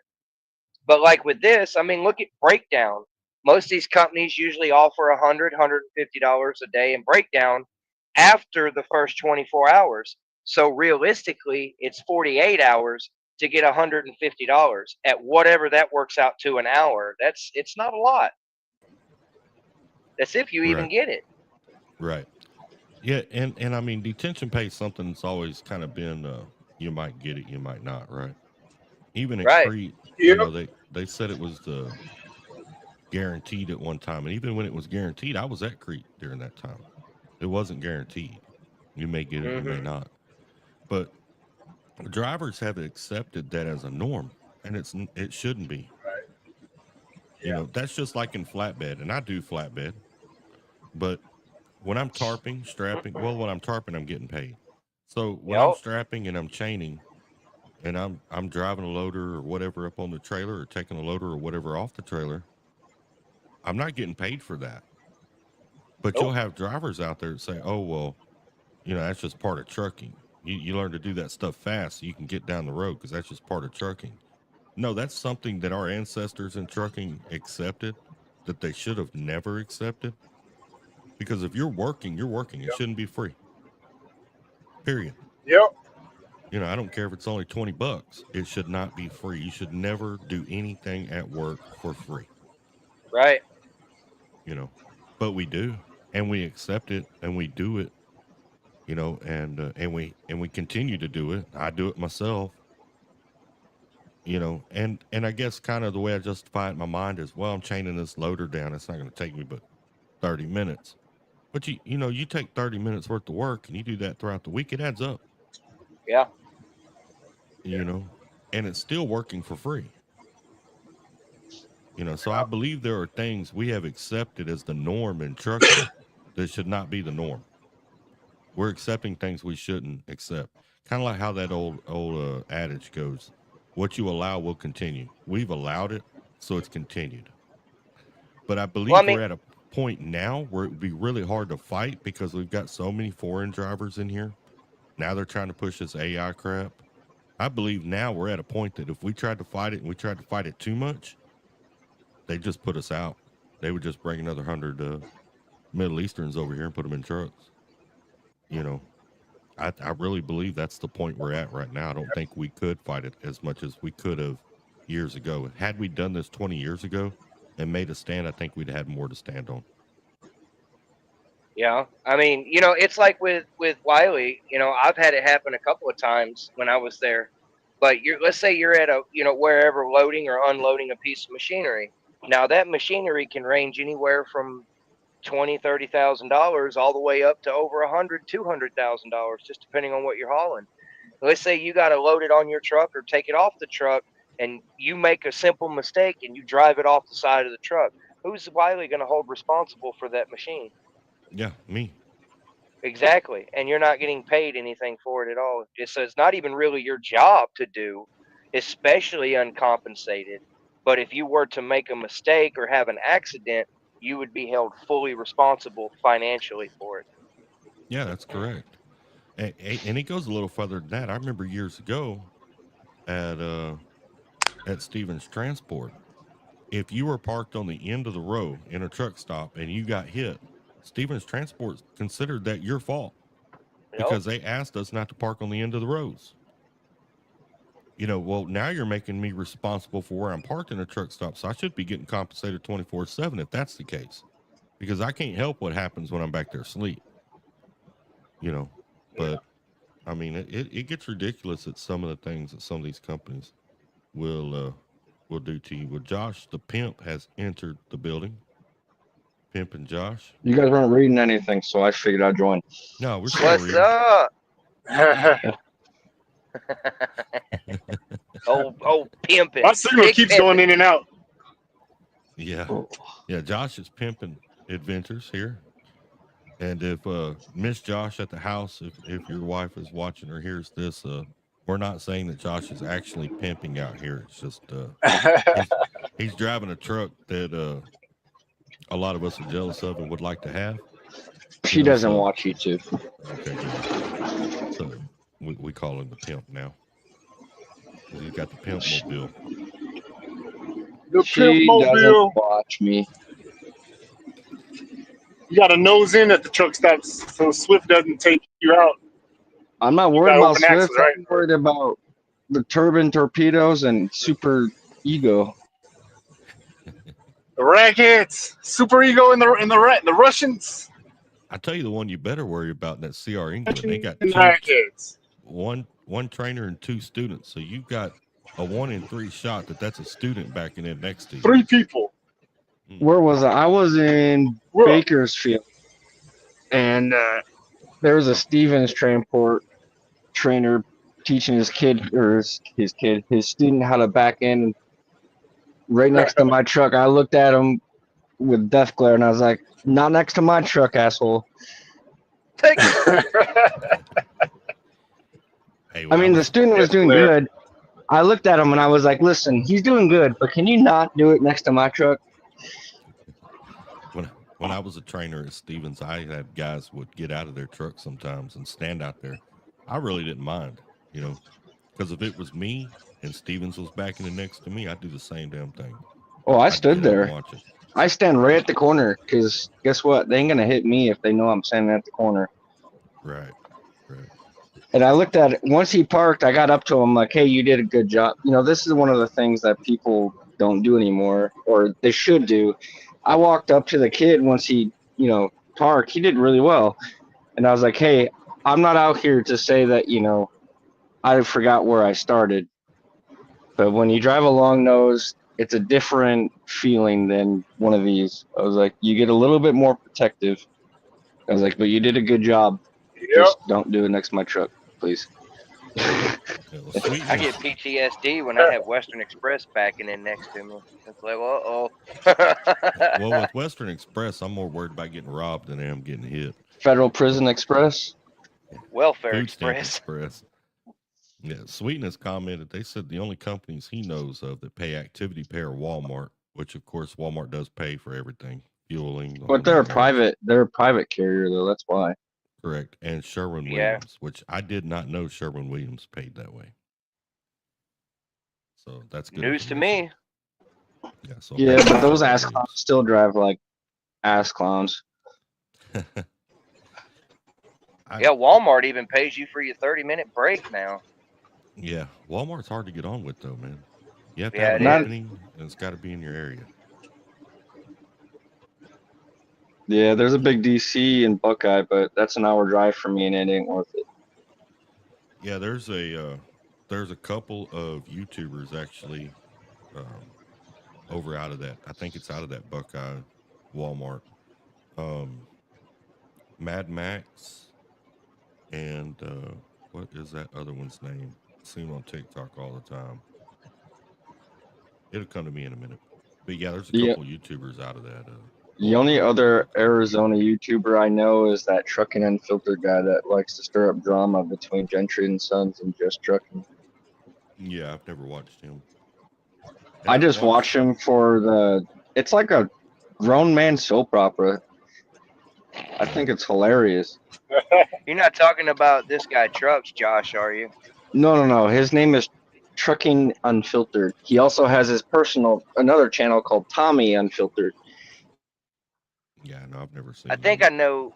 I think I've seen that channel before, but it's like if he's stirring up crap with Gentry and Son, he's stirring up crap with FSC Trucking because them Well, two are like, he just started doing FSC trucking, but it's mainly Gentry and Sons and Just Trucking every single day. yeah. He I lives mean, out he lives out in Mesa too, but I mean, I watch but I don't subscribe just cuz I think I'm like, well, let's see what he says today. I used to watch Gentry and Sons, but I haven't watched him in quite a while.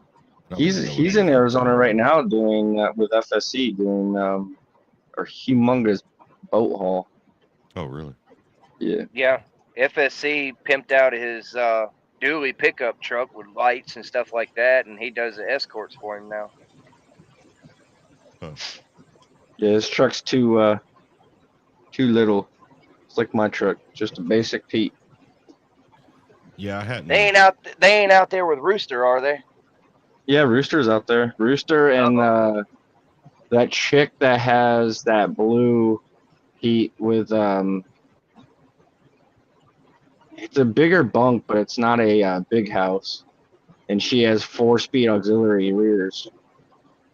I don't know her. I mean, She's big on TikTok. I don't know her. Miller Transport or something like that. Heavy Hauling oh, I don't. Princess? So what? Is that Heavy Hauling Princess? Probably. Yeah, I think that's Heavy Hauling Princess. She I has had. yeah, it's like a legendary blue Pete, and she has it's a quad axle, and she has the stretchable. Oh, what's the trailer called? RGN. Oh, No. It's not an RGN. It One starts of with them an F. XXLs. No. It starts with an F. It has like 8 axles or 6 axles Oh, right on. because Oh, I the know. first 3 are steerable, but they go in the middle of the load. I can't remember what it's called. I know what you're talking about. I just can't think of the name of it. Yeah. Yeah, it's like a French or German name. I can't remember. I haven't watched Gentry in probably 6 or 7 months. I just think it's hilarious that everybody was losing their marbles about him doing memberships. I'm like, so does everybody else that's big on YouTube. Yeah. Dumbo. It's a lot of us do that. I have memberships, but no one's a member. I have memberships. It's like on this side. On this side, you get a picture. When I do it on the member side, you actually get my face. I actually jump on there with my face on the member side. That's the only thing I do different. Oh, I just turned my camera off so I can do what I'm doing. Yeah. Uh-oh. Well, No, it's not that. I'm not doing that. look, the pimp can do whatever the pimp wants to do. Just let the pimp do it. He's good. Hey, No, I'm Pimp- just pimp- trying to Pimp figure is out what pimping. I'm gonna eat for dinner. Because if I can get if I can get all 3 of these pods off tomorrow, it sets me up perfect for Monday. Most likely be deadheading to Clayton from Cincinnati, so that'd be nice. Well, you're looking for something to eat. I've done a couple snappers cooking in the truck videos. Oh, Jerry can tell you about those. I think he's seen. Oh, yeah. I cook on the truck. I don't buy fast food. Yeah. Well, see, his cooking, his version of cooking was kind of like an inside joke where he was making something that not a lot of people knew what he was making. Yeah, some ramen noodles and some chips smashed out a little bit. With cut up He's pieces making a of it. prison loaf. Yeah. What the hell is an air pressure sensor? It's a sensor that gives you the pressure of the air. Dude, I hate Thermo Smart ass. King so fucking much. What's going on, Josh? That's what it was. It just had an air code for an air pressure sensor. Oh, When I want a green APU so bad, but our owners won't do it. I've never operated a truck with a green APU. And the only I people just know they're a lot better. Are they really? Yeah. All the I've had parts one. on a green APU are all automotive, and they're all built in house in Illinois. There. I've Yeah, hauled right on. parts for green APU, but I've never actually had a truck that had one of the units actually working on it. But I mean, I've hauled different kinds of like the motor frames and things like that for them, and A lot of But fleets are they- getting them now. That's what I heard. I've heard a lot of people swear by them, but I can't. I know I can't stand them Thermo Kings. They suck, especially in the summertime. Listen, this truck's a 24, and this is a brand new APU. I mean, this is the first air code I've had, but as long as the AC works, I don't give a shit. But it seems to be working. I love Thermo King if they're working properly. If a Thermo King's working properly, it's a great unit. But just that- like the little chuckle there Jerry had, it's common for Thermo King not to be working properly. Mhm. Now, especially in the summertime, it's like my wife will tell you, we in the summertime in that Wiley truck, and it's a mid roof. Even having the curtains closed in the sleeper, dude, it was miserable. And everybody and their brother kept telling me to go get like one of them flexible dryer vent hoses and stick it on the vent outlet down there, and you can route that hose wherever you want, put it under the covers with you or whatever. I never did it, but I had a lot of people tell me that would help you stay cool even if it was just under the blanket with you. But in the summertime, when it's 100, 105 degrees outside, they suck. You want to know Horrible. one thing I do miss about a plastic truck? What's that? It does seal up a lot better than these plastics. Yeah. And Jerry, I used to hang a blanket from the top bunk all the way down, Yeah. and that's how I used to deal with that. You can stay cool behind a blanket, but if you got it open, oh no, it ain't gonna do it. We had a box fan because she was riding with me at the time.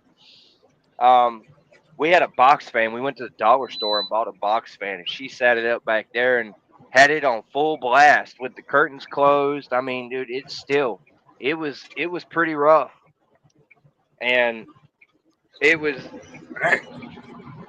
it was rough. You know, the carriers are Snapper, a little bit better, but carriers are. Ugh. Carriers are loud. I don't like carriers. They're real loud and they vibrate a lot. Did you see my old videos with my black trucks Mm-hmm. before this one? Mm-hmm. That was that was our COVID truck. That had a pack car in it, but it had our leg because our owner when he goes to get rid of a truck, he'll take the APU off it and put it on the new truck. He just recycles them through Right. because they're so dang expensive. Right. Well, the alternator froze on it, so it busted the belt open. And I was in South Texas, and they don't want us to idle either. And I had to call them and be like, there's no Thermo King down here, so do you want me to idle or die? And they're like, well, as long as you call us, we'll mark it down so we can't hold it against you. I was like, perfect. So I idled that truck for Die. hell 3 months straight until they got me back up to Minnesota.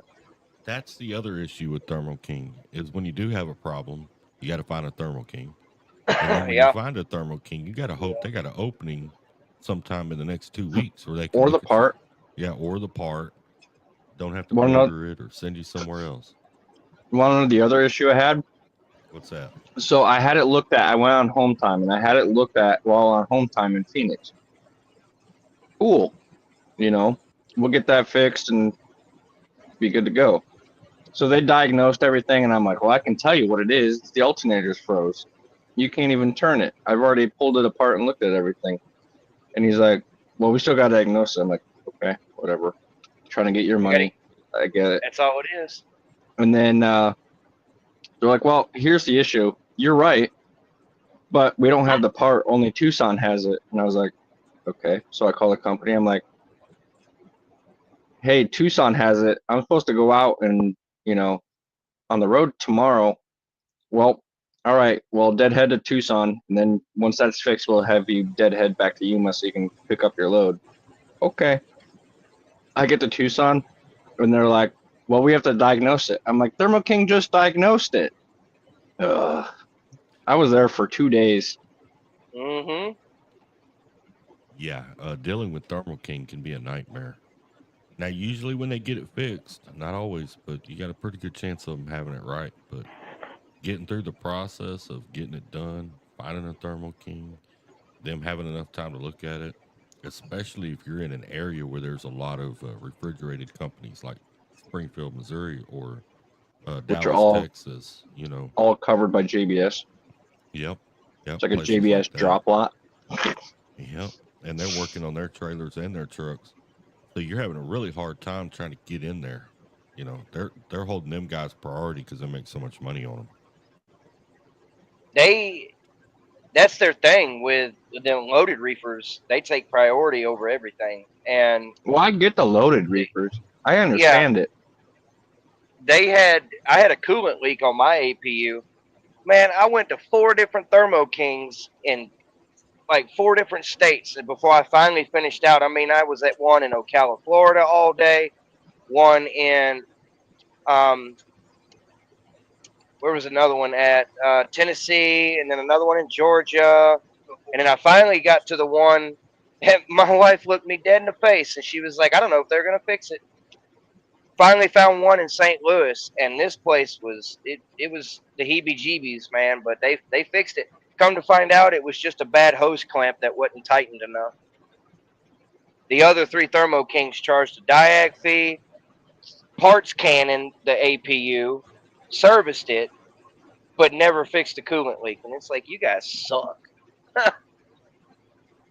Well, one of our maintenance guys was a master tech or whatever the equivalent it is for Thermo King. That's why we recycle them and put them on different trucks because he knows how to change everything and fix everything. But the one thing I love about this company is instead of waiting at a Love's parking lot for like a wiring issue, as long as you can fix it, they want you to fix it. We're like, yep, just fix it, and we'll Once you come up here, we'll look at it, and if it's jerry rigged, then we'll fix it. But Hey, What? What are we haying about? watch it, killer. I rig up What? some good stuff. I can't say the other words I normally say. Well, I get it, man. I'm just giving you a hard time. Speaking of the word hay, and this is a little off topic. One time I was hauling a load of hay. I'm sorry. It was in a dry van at that. It wasn't even on a flatbed. I was in a dry van at the time. Picked it up in Colorado and was going down to Florida. And went through the agricultural check station middle of the night. And the guy opens a little window. He says, "What are you hauling?" I said, "Hey." He said, "Hey, what are you hauling?" I said, "Hey." He said, "Okay, hey, what are you hauling?" Picked up my paperwork. I'm like, "Dude, I'm hauling hay, literally hay." The whole time. I don't know if it was just maybe he was smoking something in there or doing something in there, but it took me like 3 or 4 times to get the guy to understand. I wasn't telling him, "Hey," I was not greeting him. I was explaining that's what I am hauling. I got dead grass back here, dude. Hey, People of that's Florida, man. what I got. Dude, there was a relative of mine that used to drive refrigerated, and he went into a Florida ag station there outside Sneed's on I-10, and he pulled up and he started, I guess, to be some kind of a smart aleck. I don't know, but he's like, the officer leaned out the window, "What are you hauling?" "Sailboat fuel." And the guy pulled him over in the inspection lane and opened his trailer to look. And when he realized it was empty, he caught it. He was like, "Just get the hell out of here." Well, that happened to me. So we don't carry snow chains, and I was going through Colorado, and they're like, "Do you have chains?" I was like, "Yep." "How many?" I was like, "I have 20 of them." And the guy looked at me and goes, "What? You don't? Why are you hauling 20 chains?" And I was like, "You never know." He didn't realize that I'm talking about actual securement chains. I But was like, "You never know." He didn't realize that I'm talking about actual securement chains. I was like, "You never know." He didn't realize that I'm talking about actual securement chains. I was like, "You never know." He didn't realize that I'm talking about actual securement chains. Hey man, they smoking some weird stuff in Colorado. Some weird Yeah, they're stuff. smoking hay. Yeah, yeah. Hey, that's what Dig it. they got. That's hay. Yo, can y'all hear me? Y'all can hear me, right? Yeah, we Yeah. hear you. Okay, my Amish flat better. signal's going in and out, bro. It's going in and out. I just came through Casper. It may die any minute, so if y'all don't hear me, then. Well, don't die. But I'm Don't do listening. I'm that. following. You're the Don't first black die. Amish I won't flat die on better. you. You can't die. Yeah, Can't die. We got Don't an do that. interesting panel here. You know, we got Jerry from South Alabama. We got Josh's pimping adventures, and we have the black Amish flatbedder. Yes, sir. Yes, sir. Telling you. Georgia too, man. Yeah, he's from Georgia. I'm He's from Georgia. Georgia, boy. I'm sorry. But yeah. All right. Sorry. Go dog. Are you a Roll Tide guy? Or are you an Auburn guy? Or you Hell no. a Roll Tide? No. Oh No. He's an A&M fan. yeah. No. Go Aggies. Gig 'em Aggies. Yeah. Josh, Damn you. the Texas pimp. A&M. I have a question for the pimp down here. Have you noticed any slowdown in equipment since that's what y'all primarily haul over there? I'm just wondering if there's been any ripple effect yet, and you've noticed any kind of slowdown, or maybe they've talked about a slowdown up and coming in the next few months. Has any of that come across your desk over there? Is Josh still there? Josh the pimp, you still there? He died. He's pimp. Yeah, He's pimping. yeah, he's doing pimp things. He must be doing pimp things.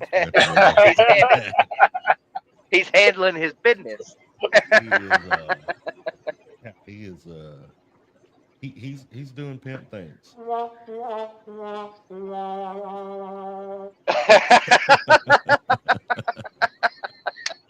Sound Can you effects, hear me? huh? Hey, sound effects. Can, There you can you now. hear me now? Oh yeah, is that the pimp? Are you back? Yeah, I don't know what It's happened. bad. Oh, it's all good, man. I was just messing with you. You need to put the slap sound effect in there.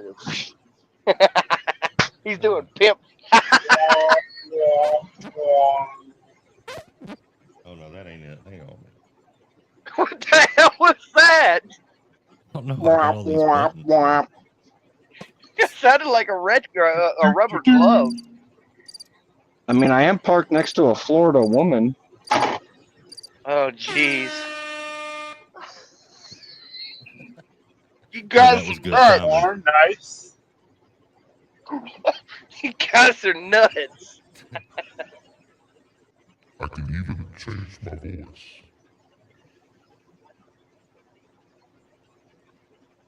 Yeah, that's Not sure what that was. There's all kinds of stuff.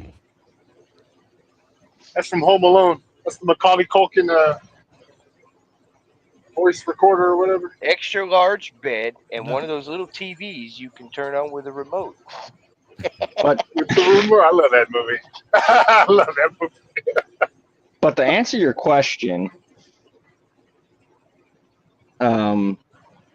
Davenport for step deck side, we've slowed down, but the RGN side, they're still rolling. Right on. We do a lot of cat right now, though. A lot of cat. Yeah, that's where buddy of mine, Michael, he was out there. He said he saw y'all in Clayton, one of your trucks. Yeah, down there, we've Cat. that's our third home. Yeah. Mm-hmm. When I loaded out of there, it was just us in there that day. But he 'Cause- saw one of your trucks down there. Dubuque is only a couple hour drive from our yard. Dubuque is a couple hour drive. You like if you go to Iowa 80 at all, you'll see most likely you'll see our bigger guys like either RGNs, 7 axles, 8 axles, 9 axle, and then a lot of our 11 axles because of Minnesota's weird frost law. They'll go straight to what's that place in Illinois, Decatur, and I'm pick not up sure. the big stuff. Is that Case? Caterpillar. Oh, Caterpillar. Caterpillar and Decatur. Picking up like engines and stuff. Haul trucks and all that. Mm-hmm. Right on. See, that's we what I'm go saying. all- Caterpillar didn't slow down. Wiley just lost the ability to haul Caterpillar because they kept pissing them off. Well, I know when I I had was nothing at wrong Clayton, with I was surrounded by a bunch of wily nutbags. Well, Yeah, I was just down there a couple months ago. Most of them guys are actually picking them up, taking them back to Sanford, and they're going to Oh, load I them on a know. RG. They're going to You load should- them on a RGN and take them Yeah. up to Baltimore so they can get You loaded. should see how they secure them. I looked at them. I'm like, you're gonna leave here like whatever. Okay. We've now been Oh dubbed yeah, the nut bags. Yeah, the nutbags. the nut bags. The pimp dubbed us the nut bags. Oh Wiley nutbags. jeez. I know the one sound effect I heard a minute ago. It sounded like somebody doing a burnout. It was like, nope, that's not it. yeah. No, it wasn't that one. No, not that one. There we go. That one works. That one works.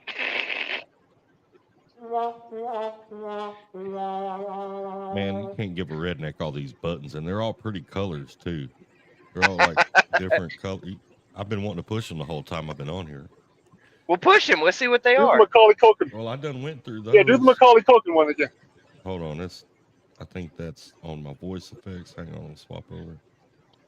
I think that's Oh, it's this voice one effect. right here. Is that Oh, that's cool, man. Well, it What wasn't that about one. It was, this? Yeah. What about this right here? hey, he All right. found the helium. All Oh, is that- right. Megaphone. Everybody listen up. Listen up. We got Jerry in the house. Oh no.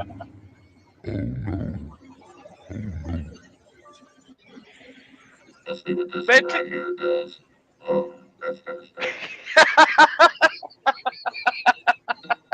I don't have all these fancy gadgets. So StreamYard? Is there like a StreamYard app? No, this is a Rodecaster Pro 2 It's a different. podcast equipment. Oh, nice. See, you're You big time. official, I man. ain't big time. Big time, bro. Man, see, if I could change my voice to be in helium, it'd be funny. Yeah, gotta love it, man. Gotta love it. You sound like Bonehead. TP Beavis for and me, Butthead? bunghole. I need TP for me, Bunholio. Shut up, Beavis. Beavis and Butthead. You shut up. It's funny. No, you shut up. See, I can play multiple characters now. Yeah, it goes for one for every one of your Beavis and personalities. Butthead. Right, right.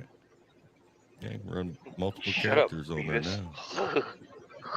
Shut up. If I videotaped my whole day driving, I'm pretty sure I'd be put in prison. Yeah, that's probably most of us, man. I call it trucking Tourette's. Yeah.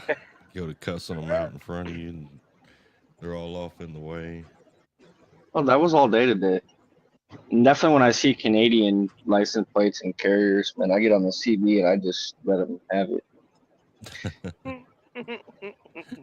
Well, the good Turbine news is torpedo. most of them don't have radios. I know, that's the funny part. 'Cause Even you if get, they did, they wouldn't understand what you're saying. Well, They'd just be like, you hear get all that the noise? other, well, you get all the other old timers all riled up about it, and then it just becomes comical. What Did you gets hear me that is noise? what? Oh, that's what they'd be looking around like. What? Yeah.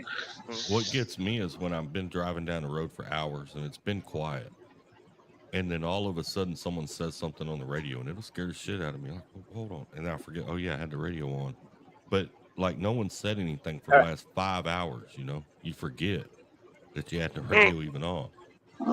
Then out of nowhere, someone says something. So- trucking's changed a lot when it comes to that. I Better got quit well, pushing buttons. the problem too is you get the idiots like what's that dude that just goes and that's all he does. At least Mud Duck would talk crap and talk. Now you just got these idiots making sound effects when they get a dildo stuffed up their butt. Hey, Oh that's my not what's God. going on. I just got through making sound effects. Now we can't go down that road. But But you know what I'm Oh. talking about. yeah, Barry said I need to get an exterior speaker for some of these sound effects on this thing. I think that could get interesting in a truck stop. I pop over to something like this. Hold on a minute. All right, our spaceship has landed. Go ahead and get him, George.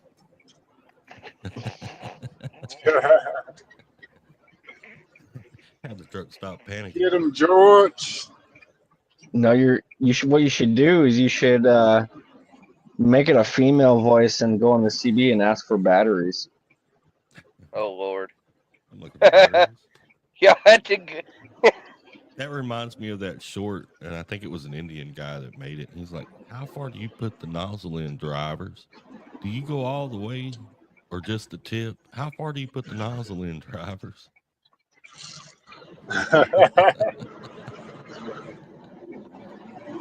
I'm petty though, and somewhat like a reefer's, or like the idiots that leave their headlights on, super ego, and they just shine it throughout the whole truck stop. If I'm in like a known area and the spaces are numbered, I'll ask for a special company at their truck, and I'll literally watch them squawk all the way over to them. Back in the day when lot lizards were real common, that's what I used to do. I'd get on the radio and say, "Hey, I'd like some company," and I'd look for a truck down the way like Swift or Schneider. But we called Schneider Pumpkinheads back in the day. But either Schneider or Swift or one of them, I'd say, "Hey, I'm in the Swift truck on the third row," and I would sit up front and watch them go down there.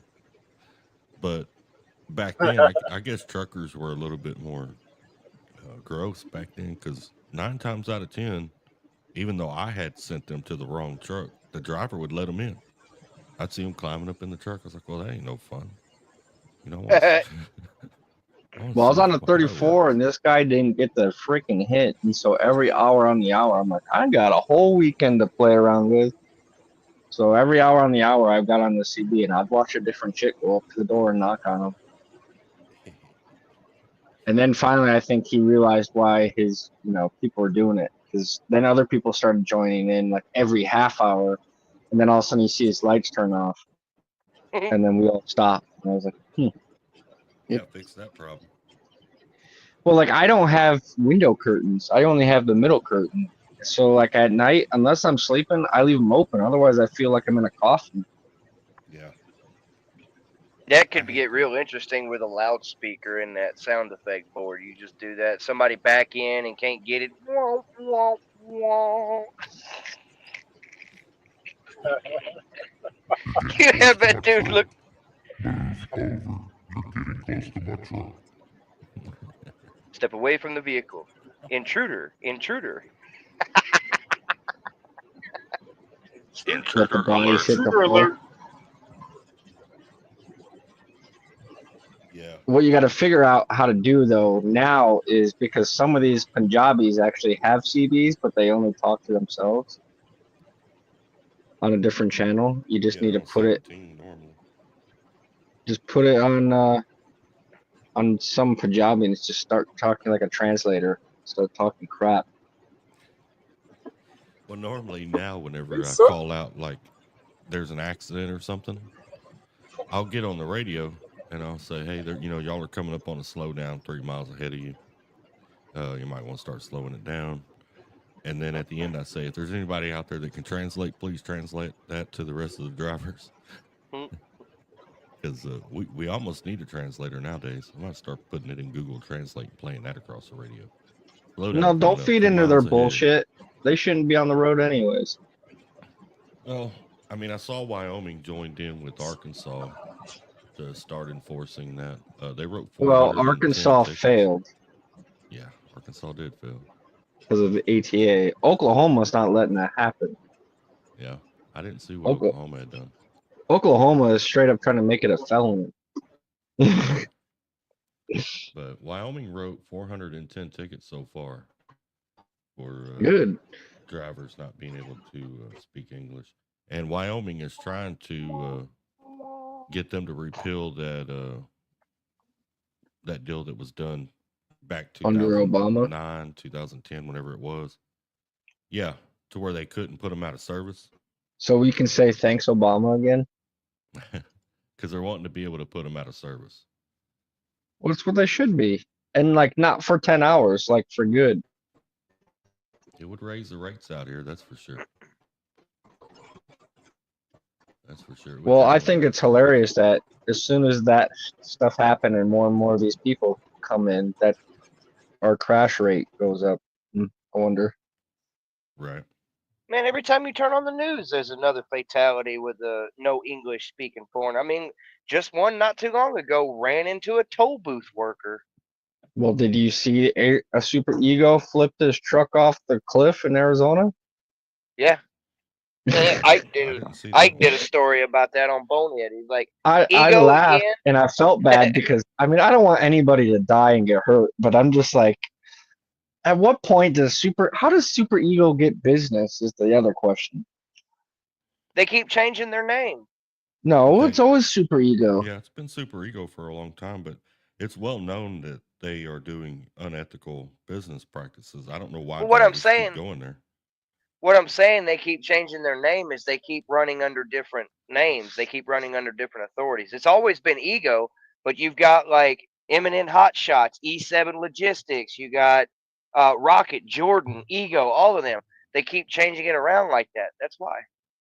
Right. You see so many different names on the side of that truck, but it's not the driver's company.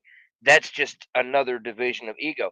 It's like now Ego has gotten to the point to where they're taking Ego off the trailers. It just says, it's a rental trailer. It's like, I can't remember, Premier Leasing or something, but Ego Well, as now soon as has I their see own. Premier leasing it, I automatically assume terrible things are about to happen. Well, I mean, it's like, with they got a new leasing company now. It's called Sky Blue Leasing. When Josh the Pimp said that, my first thought was, okay, there's Ego. Put your helmet on. Put your helmet on. Here comes Ego. Everybody, prepare for impact. Brace for shock. Grab your helmet. Put The- your pads on. It's about to get Yep. wild. Today's put on the damn helmet day. So what do we do? I Put just- on the damn helmet. I just know someone hits my truck again. It's not going to be good. I guess Already you been- hit your truck. My black truck got hit in California. Oh wow. Wow. And then Valley ordered the wrong, or either got sent or ordered the wrong front bumper for it. It was a 567 bumper, which is very similar to what a 389 is. Mhm. It's just the mounting points are slightly different. And they already welded my flag holders on it for our oversized stuff. So they couldn't return it, and they put it on the truck, and I'm like, I mean, you can't really tell, but I was like, for one, this is supposed to have a radar. We don't have radar, so I have this hole in the bumper, and then there's no bracketry to keep the corners stiff, so they would flop in the wind, like vibrate in the wind, and I'm like, Mhm. God, man. Yeah. So as soon as that They- truck blew up, they got me into this one. Thank the Lord. That's Oh, like you that got a red nice one. Wiley truck that I had. It got hit up there in Franklin, Franklin, Kentucky, right there where 71 and 75 come together at that Flying J. Mhm. I had Swift hit the side of my truck, threw me and my wife both out of bed. Boom! And then Wiley fixed it, and 2 weeks later it blew up. That was about the time they were, put injector cleaner in it. And then Yeah. Scott in maintenance was like, hey, that's all we can do. Just drive it till it blows. 2 weeks later, it blew up in Montgomery, Alabama. And that's how I ended up in that international. He's like, I didn't mean literally. Well, you didn't specify. See, you got to tell me these things. I blew it up for a reason. TFI is switching Wiley, or all the companies to Cummins too, Mm. which And Good Lord. that's what I had in that international was a Cummins motor. And I drove that truck for a year and a half and never had a breakdown with it. The only thing I ever had done to it was a recall sensor that International had recalled, and then normal stuff, tires, brakes, well, wow, the pack car at Wiley I had never had issues, but as soon as I came to Valley is when I got in the black truck, which was a 23. And if you know anything about pack cars, 23 is like Yep. the first year. And I had every injector replaced multiple times. Yep. My buddy who came from Wiley had the truck first before he got his 24, which is the same color as mine, but different color graphics. And he blew that engine up at 65,000 miles. And then I blew it up at 130,000 miles after getting all the injectors done. It had a Yep. new transmission put in it and rear end, and it's all the stock. Like, it was all under 150,000 miles.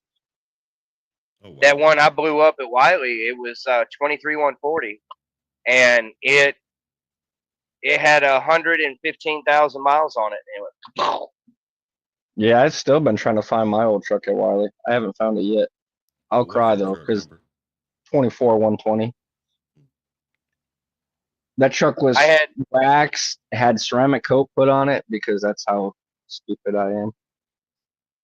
I got- mine was my Same. first one was 23-140, and then my second one, that Gray International, was 23-123. I got Oh, so you had the 24, International with the 65. full fairing kit. Yep. Those were the better looking ones.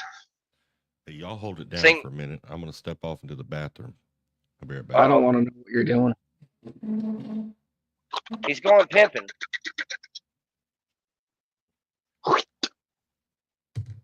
Hot tour.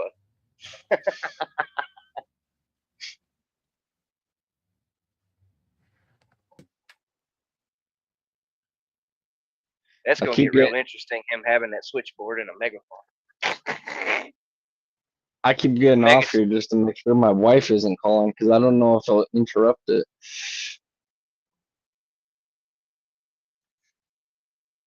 Womp, womp, womp. Because I'm 2 hours ahead of Arizona. She likes to call me at midnight, forgetting that it's midnight here.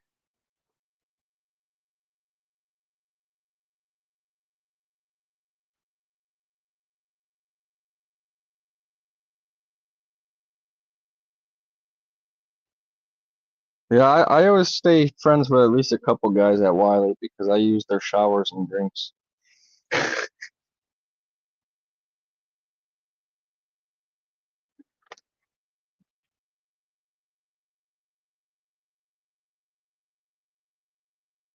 Can you hear me still?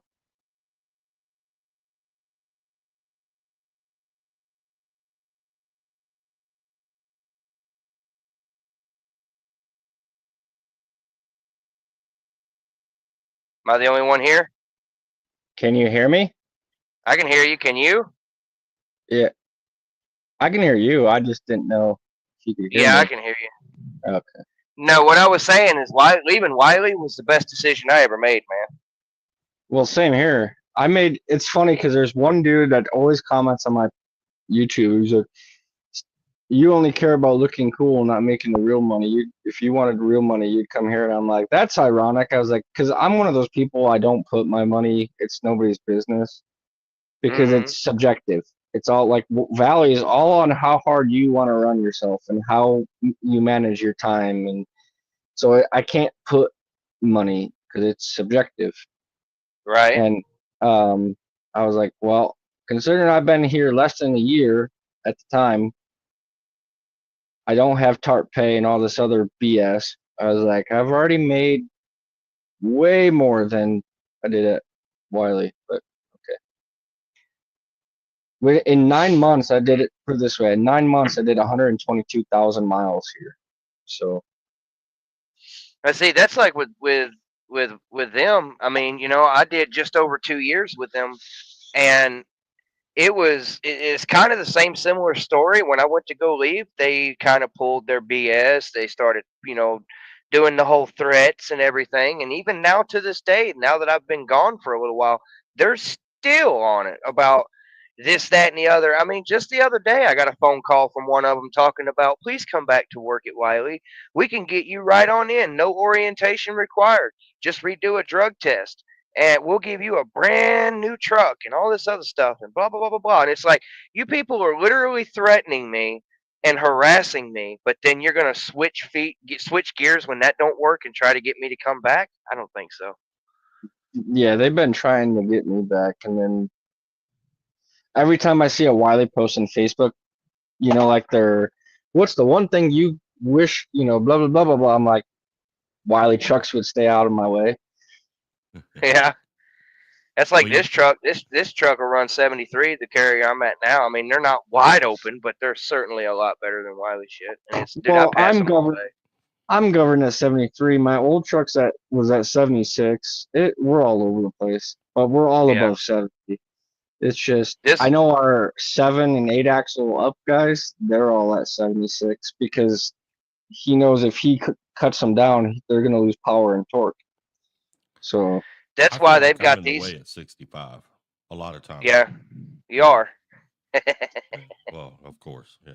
well, see, here's the thing. After like where I'm at is nice. I just wish I had like 76 just to get around people a little bit faster, just so I'm not clogging up the road, even though I'm going 73. But Yeah. at 65, you'd get in the way of people that want to go 80, but you could kind of stay out of the clusterfuck of everybody else. At 70, most people are at 70. I'm at 73, so I can get around them. But when I was in the old truck to go 75, I'd get around people, but then I'd have to slam my brakes like 10 miles up the road because I hit the next clusterfuck. Yeah, Get that's around like them. here. Then I could get free. Then I'd have to slam the brakes again. I'm like, so now that I'm at 73, for the most part, I'm like, cool. I can get around people and I can kind of just coast in the middle of two clusters.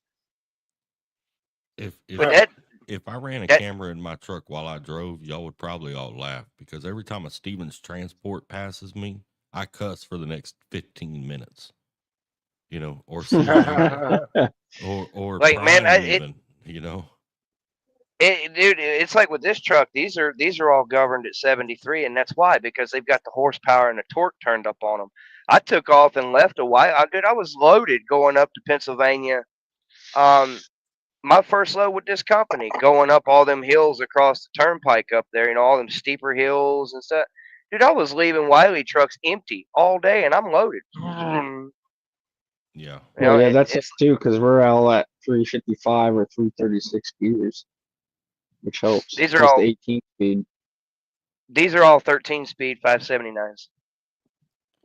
Yeah, I smash the gas pedal and stick my hand out the window, and I try to catch some wind. Go around. You know, Well, stop sticking your hand out the window. You're causing drag.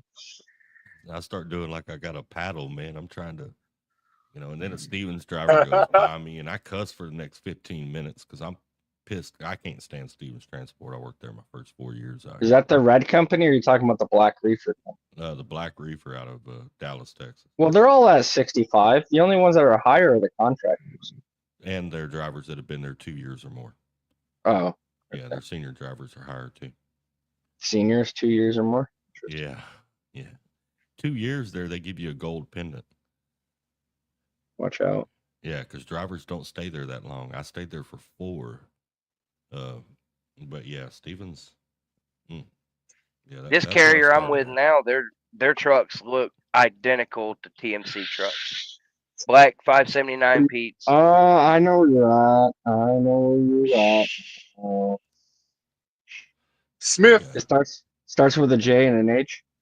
No, Starts with an H. no, What? no. No meaning yes, and yes means anal, or what?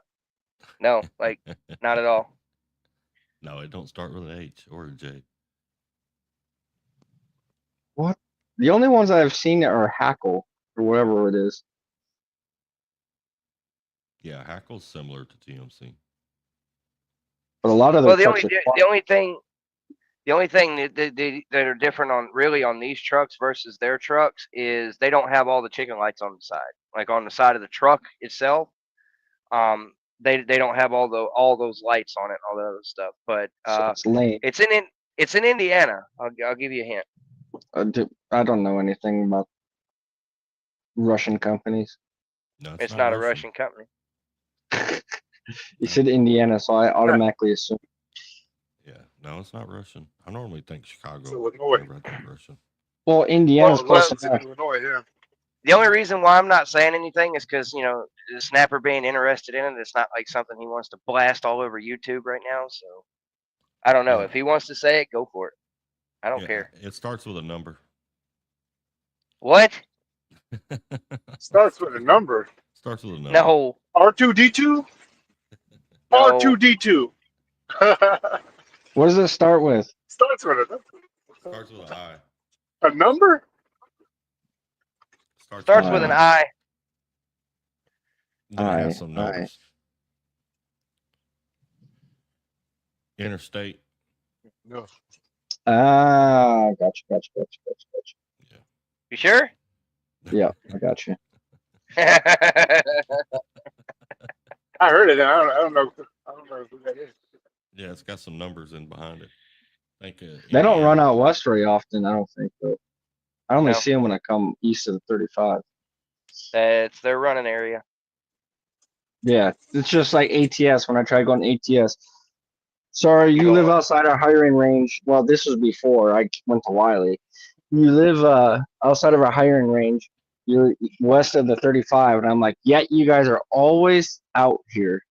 Mm-hmm. Yeah, we just deliver and deadhead back. I'm like, no, you don't, you No, lying they don't. thieves. I'm like, No, they whatever. don't. And then They're now all I'm over back out there west. west. So, well, I know. Same with TMC, but TMC said the same stuff. I looked at Indian River because I also do tankers sometimes, and Indian River's based out of Florida. But if you look at their hiring map, Florida and Texas both are non-ideal hiring areas, but they're out of Florida, and they got 2 terminals in Texas. They got another one in Georgia. hmm But Texas and Florida are non-ideal hiring areas. They actually subtract 5 cents a mile if you live in one of the non-ideal hiring areas. That's weird. Yeah, yeah, that's Yeah, companies Their whole companies bill. headquartered in a state they Well, don't that's hire because out of. Florida sucks. It's only their local stuff out of Florida. Everybody else is owner operator or OTR. Yeah. right. I was Like looking when at I going to Oakley too, but until I realized you have to have like a 6-year-old, you can't have a truck older than like 6 years old, and I was like, yeah, no thanks. that's like when I was an owner operator. I was I hardly ever if I had to go into Florida, it was because it was a load taking me to the house. And I was too far away to just eat the cost to go home. So I would book something into Florida, but I would try to get enough going into Florida to where it pretty much balanced out going in and coming out because freight in Florida sucks. So Unless you Florida have on dedicated vacation, come freight. back on probation. do what, Snapper? Go to Florida on vacation, come back on probation. That's not That's true. go. I That's was stationed there, and I didn't get in trouble. I ain't never That's been in Gulf trouble. Shores Either. motto. Where I live, Gulf Shores. That's I their did. motto. I did. You know, that's where I had my first couple of cougars. So First couple of cougars. yeah, Cougars. Pensacola is a fun time during when you're I stationed there. live 20 minutes from there. Go across I-10 west out of Pensacola. Before you get to Mobile, you'll be in Baldwin County, right there, exit 53. 6 Semper said in Florida, use proper pronouns, as in let me, she, them, titties. Exactly.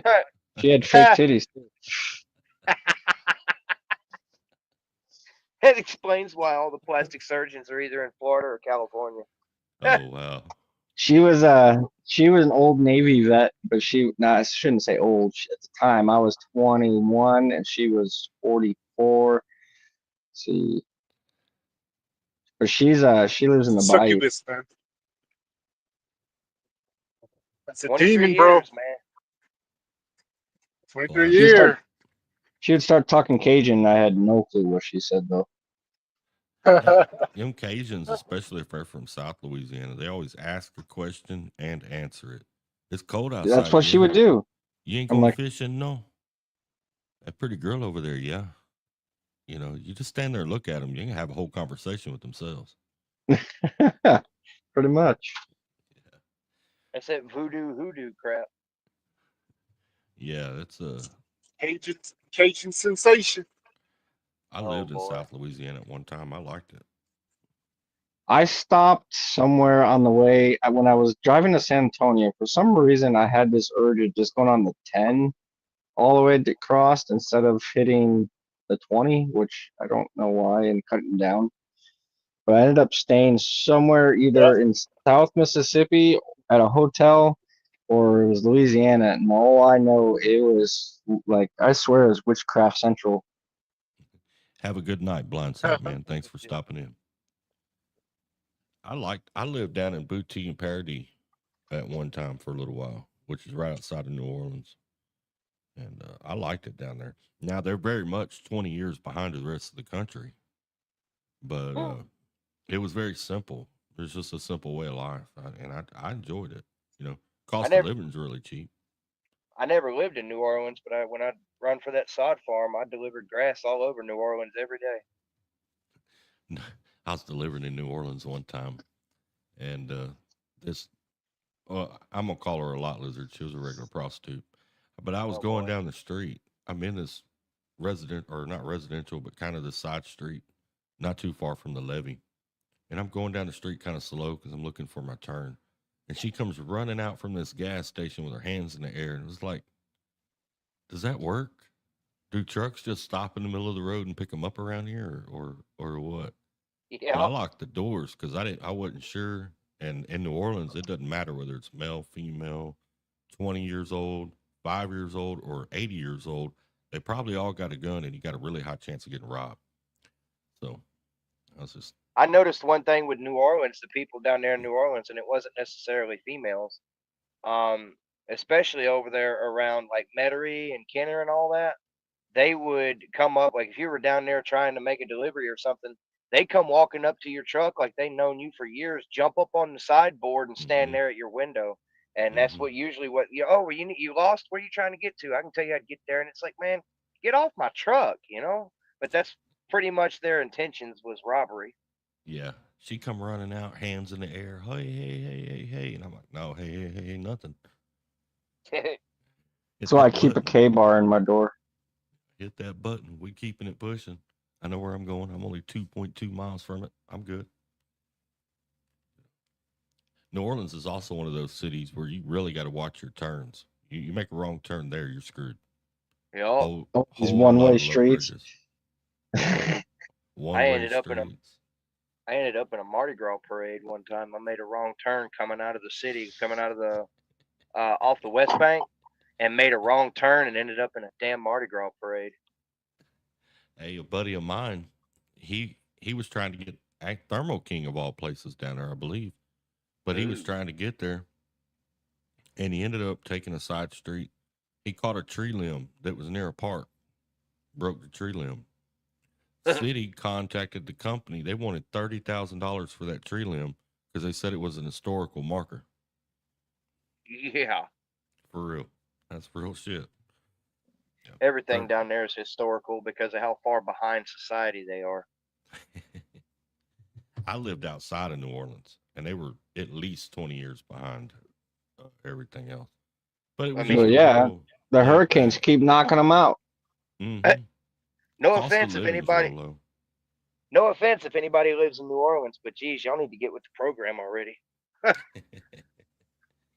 I'm They'll just never glad not a happen. whole lot of freight goes down there. Well, there is. It's all Landstar. Yeah. Pretty I've much. only driving trucks. I've only actually been in New Orleans. I've been around it a little bit, but actually in New Orleans twice. Yeah, we don't go to. I'll go I've around never been it, to New Orleans. In Detroit. but we'll go to Biloxi, and that's about it. Yeah. Nolans, New Orleans. New Nolans. Orleans.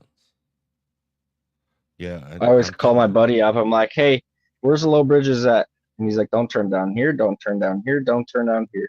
Okay. Mm-hmm. Here I, you're good. Here you're good. Over there you're not good. You're not good Because over here. You're iffy over there. You're good over here.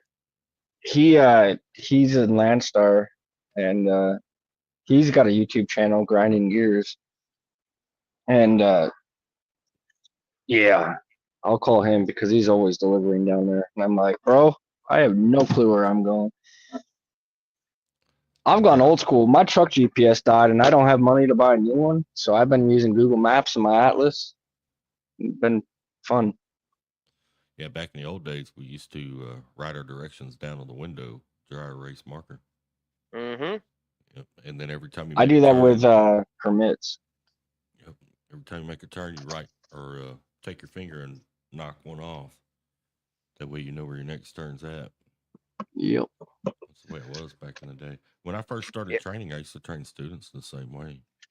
What's a good with permits? It makes it. I love it because then you don't have to worry about anything. You just look up. Because I'm Yep. one of those paranoid people when I'm oversized. I constantly look back and forth to my permits. So Mm-hmm. I'm always, Hmm. but that's because I'm usually high. I don't mind wide, but high, I get a little nervous. Definitely in North Carolina, you gotta, it's like solving a riddle to read those permits. See, I pretty like Turn much. this, turn like this way. Okay, that road doesn't exist. So what road is it? Well, turn this way and go take this ramp. So what you're actually saying is stay on this highway because all four of these highways combined, there's no ramp. So stop saying take this ramp, you dumb morons. Oh yeah. They're I hoping like you screw up so they can get you a ticket. I like Well, Texas yeah, permits, man. You can go 5 miles and have 20 turns. that's how Yup. North Carolina was for me. Definitely when you're Indiana. almost 15 feet high. Mm-hmm. And that's like with Tennessee. The OD permits in Tennessee will tell you, it doesn't have a specific route. Just stay outside of the bypasses in Memphis, Knoxville, and Nashville. So, Right. I mean, Yeah. with most most oversized loads. Now, when you start talking them super loads or anything, yeah, they'll have kind of more detailed directions. But for the most part, it's hey, stay out of the bypass in those 3 major cities. Everywhere else, knock yourself out. Well, it's real fun with us because we have a lot of annual permits. Well, with the annuals, they don't tell you routes, so sometimes it's a guessing game. Right. hmm Yeah, I That's the like way the Wiley. racing permits. That's the way Wiley was with their South Carolina permit. They had an annual because when they took over JGR, they had that account hauling them oversized mine tires. Oh, And that's I how don't I know got my FSD. if you guys ain't ever hauled them things are a pain in the ass. But They're fucking easy. no, dude, no. The only thing I hated about the mine tires was actually hitting the mine because it'd take me 7 hours to get unloaded. I never had a problem with it. My biggest problem was from South Carolina to about central Illinois. Once, like, I was headed to Wyoming or out to that mine out in Utah. Once I got out in the Midwest, it was a piece of cake. It was smooth sailing all the way. But getting off of the east side of the country, it was a pain. 14 and a half wide, I mean, it was a pain. But, you know, especially when you've got dingbats making your permits, putting you in exiting a state and entering another state in 2 different locations. Like, how is that possible? Well, the guy you that gotta makes the pull permits for over. that, they're all like, he's been doing it for years. I'm like, that doesn't make it right. I have a Used to dog be a guy company named here. Godfrey that was doing all the permits at Well, that's what I'm Wiley, saying. but He retired yeah, or fired, one of the two. he retired. He was forced into retirement when they closed the Greer yard down. Yeah, I And heard he about was that, given, and that was they closed he that was, shortly after that Tennessee yard burnt down. yeah. And you know, Wiley tried to blame the drivers having something to do with that yard going up in flames. No, I believe it was an insurance fraud. To be honest with you, Oh, I'm sure it was, but they were trying to point the finger at the drivers. well, That's they're like always right now to this day, Wiley still has the property at the Greer yard. We just can't park on it anymore because of, oh well, if you were to get hurt, there's nobody there to assist you. But who do you think was here at night? Like when it was open? I was about to pull into the Sanford yard Well, see, because I that's had to like go. with I was like, yeah. I was like, I feel like they'll have a even though they knew me by first name, I feel like they'd have a problem with me parking here with the Valley truck. Because then everybody's gonna be like, oh, I'm going to Valley. Fuck this. they Man, and did you pull them Godfrey. mine tires with? Go ahead. Yes, I did 3 or I 4 haven't times. pulled the You tires pulled them. here, but I You pulled it pulled in them with Patagonia no Company. mirror extensions, or Twice do you have yes, the mirror once no. extensions? I on See, the yeah, I did last it. load, the second load of them I Yeah, did. Yes, I had them, but the first and third, no. yeah. I'll never do that again. I don't think, man. I gotta No. have I mirror pulled without extensions them to do because they didn't tires. give me any. Let's see, Godfrey was given the option to go to Sanford because there at the shop it was a lady named Nicole. It was a blonde-headed lady. Well, all of the mechanics there at that yard, everybody was given the option to transfer. But the problem is they would have to move. Hence the reason why Michelle up there in Fargo didn't do orientation anymore. It's now Ben. He used to do Greer's orientation. Okay. Well, so Nicole, the blonde-headed mechanic, well, the parts room person, not a mechanic, went to Sanford. Um, Ben, like the shop manager there at Sanford, he used to be the terminal manager out in Humble, Texas. But when that yard got destroyed by a hurricane, he moved to Sanford. Um, and then 1 or 2 other ones went to Fargo. But Godfrey, like I said, was given the option to transfer, but he didn't want to move and all the other stuff. He was that close to retirement, so he just said to hell with it. He went into retirement and left. That's what happened to him. All the rest of them, there was 1 or 2 that went to Sanford and a couple that went to Fargo. The rest of them just said kick rocks, and completely quit. So yeah, I don't blame that's them. what happened to them. Yeah, I've never been over to that Greer yard. What? I feel like we should be able to park there though. You can't. They still own the property, or well, it's a leased property, but they still have it under contract for however much longer until the contract is up. But they won't let you park there anymore. Hmm. They will not let you park there anymore. Oh well, if you got hurt, nobody's there to help. Who was here at night when you were parked here over the weekend? Who was here? We park at shippers and receivers all the time at night when there's no one around. Yeah, it's like, but that's why they were telling you that. But in reality, they don't want you parking there because that terminal is not maintained anymore. Well, it's not. There's nobody there that monitors that terminal. There's nobody that works there at that terminal. So it's not like they'll be coming in the next morning or whatever. So because they're thoroughly convinced that one of the drivers had something to do with that other Chapel Hill yard going up in flames.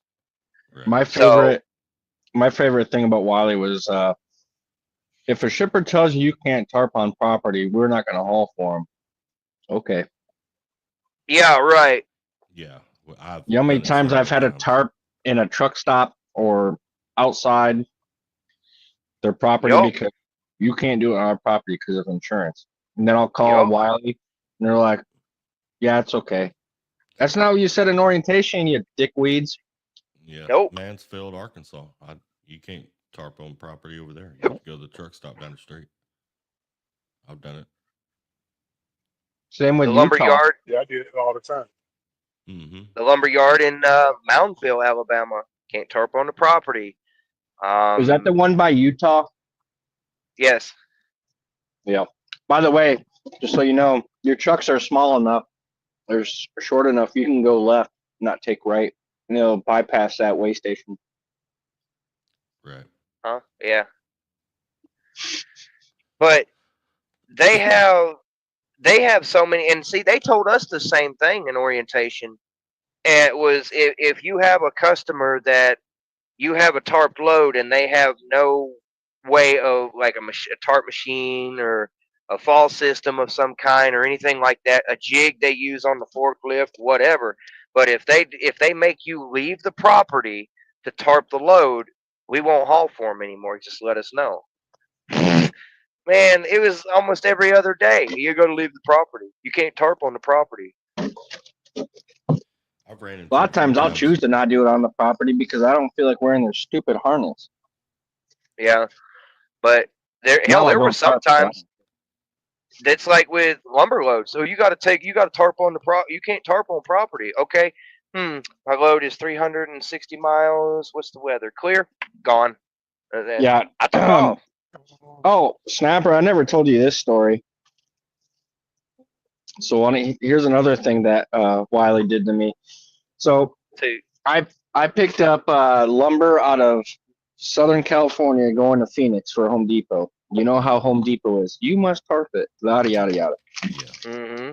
Well, it was a small ass load, and it was basically a partial. It was just to get me home. Because Wiley had this thing of either getting me home 2 weeks early, being like, well, I can't find you a load to get you home in time, or I'd be like 4 days late. Yep. Right. There was never on time. It was just way early. And I'm like, yo, I'm out for like a month and a half at a time. I come home because I have stuff I have to do on those dates. Like getting home early means absolutely nothing to me other than I'm losing money now because I Yep. still can't go back out on the road. And they're like, what do you mean? I was like, well, there's a reason I put dates for the home time. And, well, needless to say, that's not where I was going with that. But I knew, for one, I'm in SoCal, so I knew there was no rain. Two, I knew I was going to Phoenix in the summer. Also, no rain. And instead of pulling all three damn tarps out, I just did one of them. Yeah. And so I basically had TP'd the front, so like 2 inches of the bottom or a little bit more was showing of the wood. But I delivered at that Home Depot all the time. They don't even look to see. They see a tarp on it. That's all they care about. Yep. And, well, as I'm going, there was another Wiley driver going west on the 10. And he called Wiley. I don't know. Haven't figured out who it was. Called Wiley and pulled a TMC and ratted me out. Snitched on you. Yeah, and then Oh. but here's the funny part. I get to Home Depot and they're like, you know the deal. Just untarp and then I'll come get you. Okay. So I'm home now for like 6.5 hours. I'm out to eat with my family. I get a phone call from Wiley and I'm like, okay. I shouldn't have answered, but I did. And I was it was Dan, if you know. And Alto. He calls me, he's like, hey, we had a driver say that you didn't tarp your load correctly. And I was like, what are you talking about? And he's like, they can see product on your, where it was supposed to be tarped. And I'm like, that's weird. And he's like, yeah, so unfortunately, I'm going to have to have you retarp it. And I'm like, well, unfortunately, that's not going to happen. And he's like, what do you mean? And I was like, well, here's the thing, Dan. I've been home for 6.5 hours. I'm out to eat with my family. That load's been delivered for 7.5 hours. What? I was like, yeah. I was like, dude, you called me. It's 8 o'clock at night. He's like, I was like, which means in Fargo, it's 10:30 at night. So why the hell are you calling me at 10:30 at night? Well, the driver just called us. And I was like, okay. So I called Sarah the next day and I'm like, Sarah, when did we fucking become TMC? What do you mean? I was like, if I find out what driver ratted me out, they're going to be missing teeth. And she's like, yeah. Ever since then, Wiley got a little angry with me. But I was like, I had a seriously? driver. I had that happen to me twice. Twice. That's why if I see a Wiley, like when I was at Wiley, if I saw a Wiley at a truck stop, I'm like, nope. Either I park all the way on the other side, or I just leave that truck stop and go to a small mom and pop that no one knows about. They had I ain't into that calling in on other drivers. No, I'm like, I- you couldn't tell the driver to come up to me like a man and tell me, like, I had hey a man, driver like, I tell would do me. that. Like, hey, that's not safe. You should probably add some to secure. All right, man. Thanks for telling me. This is my first time taking this. Yeah, I figured. I had a driver And out there outside of Cleveland, Ohio. It's called Nova Steel. And I'm sure you've heard of it, but you pick up two. And dude, it was hot. It was August. It was hot.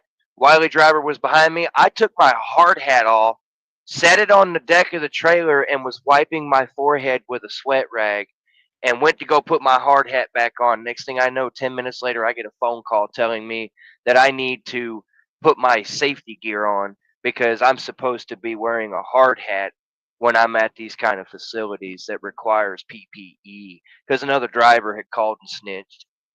Mm, What? Yeah. That's crazy. Yeah. yeah, It's that's because Yes, Wiley it is. gives them $25 if you call in a snitch, driver or not.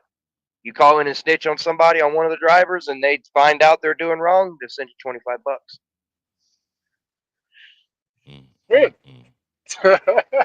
Should have told me that. The second time, the second time was because I was hauling cat remanufactured parts out of Fargo down to Minnesota somewhere, and this stuff still had wet paint. If I put the tarps on that stuff, it's going to destroy that paint. And then people down there at Caterpillar had told me the last time, do not put a tarp on this because it destroys the paint. We have to send it back and get repainted. Don't do it. But Wiley still, or you must tarp it. I made it 5 miles from that delivery in Minnesota, and I had a driver call in and snitch that I didn't have it tarped. Oh wow. Hey, I'm gonna And start it's like, calling Wiley and snitching on every driver just because.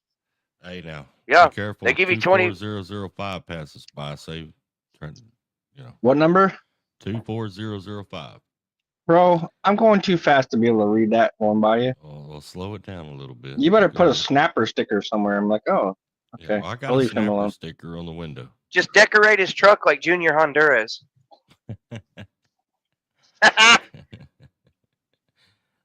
I'm gonna have to get a Snapper sticker on my truck. On the deck. Yeah, he's got a snapper sticker on his truck too.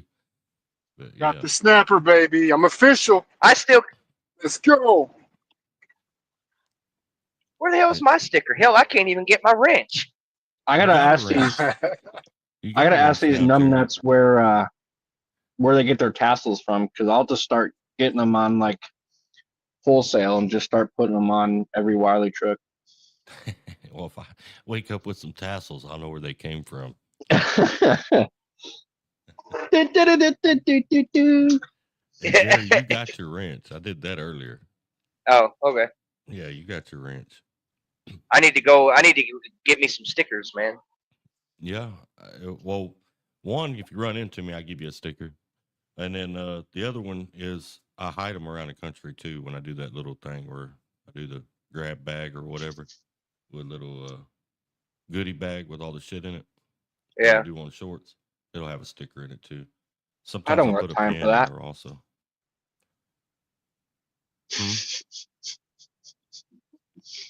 What was that? I said no one got time for that. Well, Ain't it nobody has got time for $100 that. in it. It has $100 in it. Normally a pin. Well, see, And, that's some bullshit. I don't go to the same shippers you do. Well, I don't leave them at shippers. I leave those goodie bags. I normally hide in truck stops. I do it once a week. Really?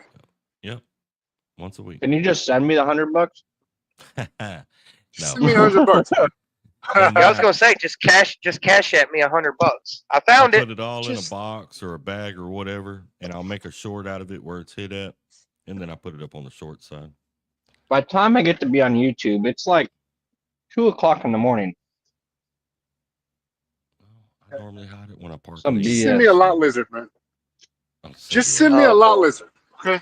You need to be talking. You need to be talking to Pimp and Josh over about that. Yeah, he's in control of all that, man. I can't send All you a the lot cougars. lizard. I'm not trying to give you You HIV or can't be HPV. encroaching on his Herpes. business.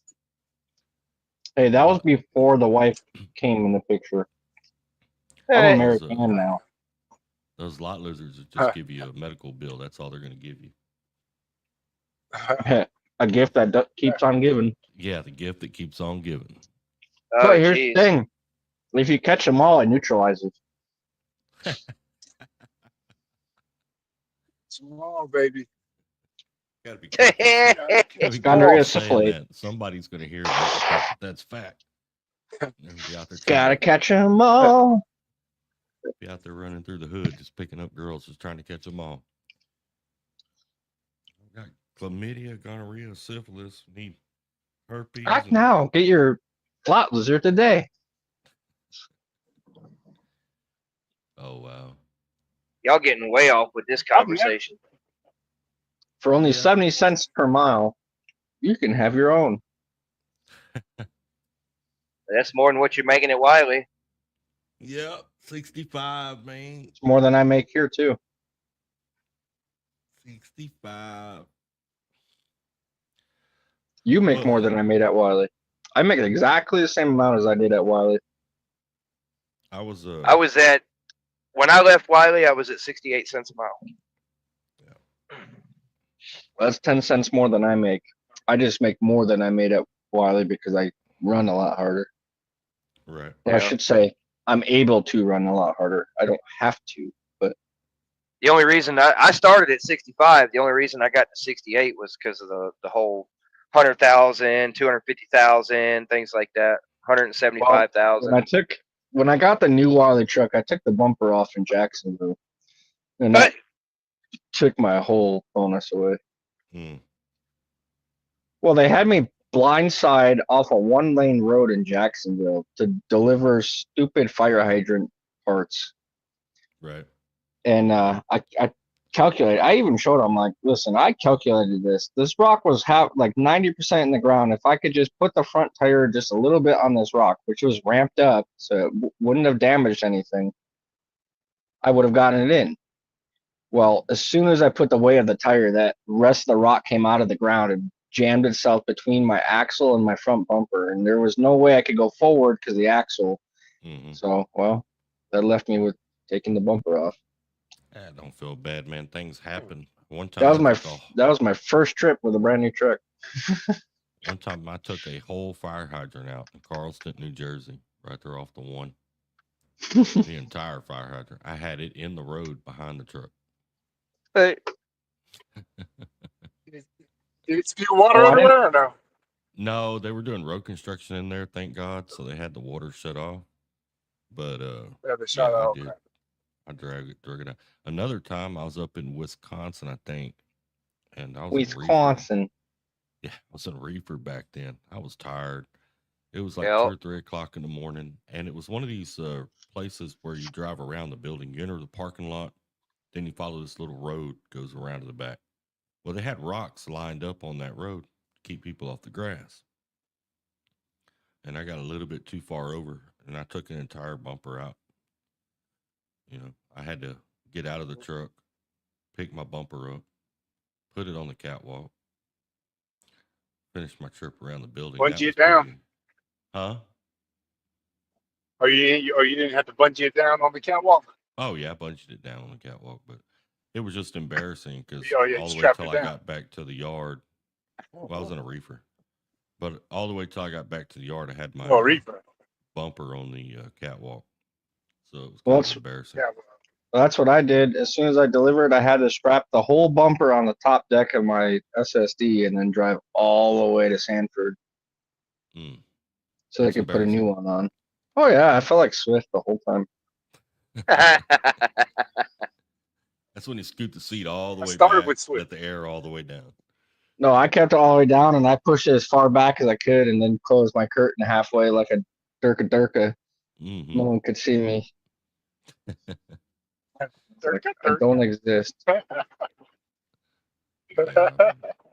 I've done my share of jacked up stuff. One time I took a whole stop sign out in California, or prepare to Yeah. stop. It wasn't a stop sign; it was to prepare to stop. There's Yeah, I was good. took a whole light pole out, man. Do what? I took a light pole out, man, doing one of them tight 180 turns. That tail Mhm. swing Mm-hmm. goes over the curb. Took the light pole out. Knocked Tail the whole swing, thing what's real that? good. I took a card Like your reader tail- off because when I was at night transportation, you had those little gate cards you had to scan, right, to get the gate to open. I've been Yep. driving all night, right? And I pulled in the yard up there at Carlisle, PA, right as the sun was coming up. Boom! Right as the director of safety was standing outside. I took the whole card reader, ripped it out of the block. I mean, the cinder block. Boom! I was like, oh man, they drug tested me on the spot. Hey, I was working for a company one time. We were sitting on a yard down in Laredo, little drop yard we had down there, and a driver pulled onto the drop yard with the fuel pump and a couple feet of hose hanging out of his driver's side. Talking about that, did you see the CalDOT post? The what? The CalDOT, California DOT post that they do? Yeah, I see. They it. I had a haven't driver seen it go recently. through the Super Coupe there on the 5, where right after the 99 and 5 split. You know, going right before Cabbage. Mm-hmm. Is that Cabbage?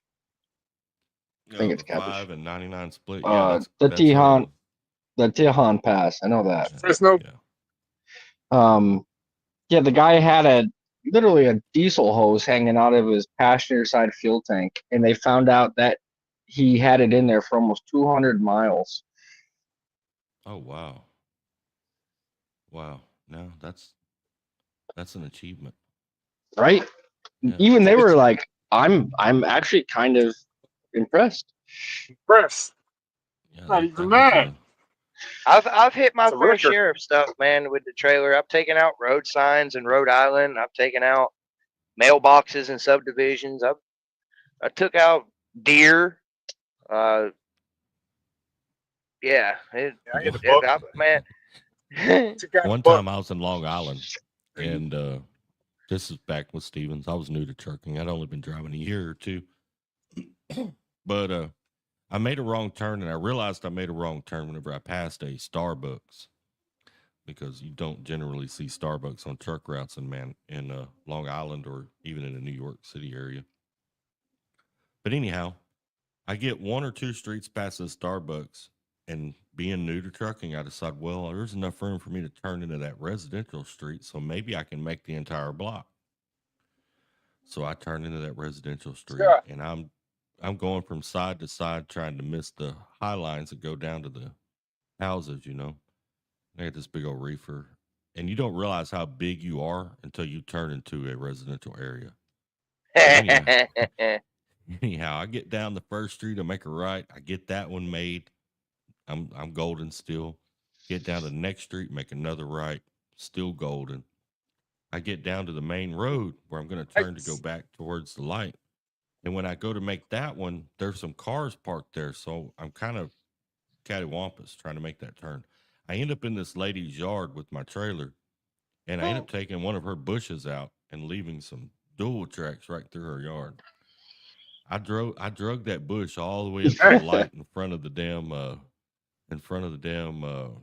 Starbucks.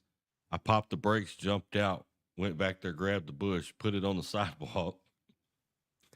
Everybody just looking at me. I was like, yeah, it's all good. It's all good. I jumped back in the truck and continued on to my delivery or pickup. I was going to pick up at Uncle Wally's Muffins. But yeah, I Call took- you the Bushman. I took out an entire bush. That bush, it became part of the Starbucks scenery in front of their store there. He wanted it shaved, so he shaved it. I can't. Can you imagine that lady though? The next morning when she woke up, she goes out there to get her paper, and there's tracks through her yard, and she's missing her bush. Yeah. I could have swore there was a bush here. God, I didn't have tracks. Well, it's no different than a driver at the night terminal in Phoenix taking out the whole gate. Oh wow. I ended up one night when I was with Knight, I was delivering a load to Brookhaven, Mississippi to Walmart, DC. And it was pitch black dark. They had road construction going on and there were signs up everywhere. I mean, it was storming. So new of a blacktop road. It didn't even have the paint on it yet. So it was really hard to see the road from the ditch. And I was following the detour route. And I'll be damned if I didn't end up in a mobile home park, pitch black, storming.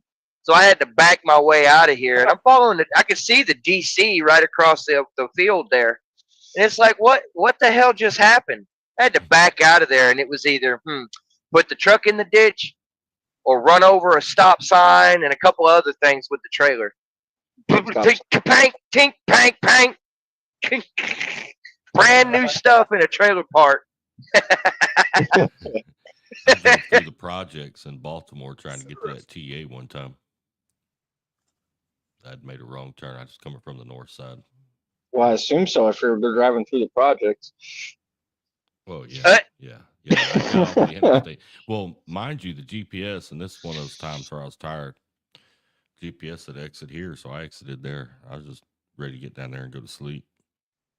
The next thing I know, it's like 25-mile-per-hour speed limit. There's people standing out on the corners, and it's not the kind of area that I should be in.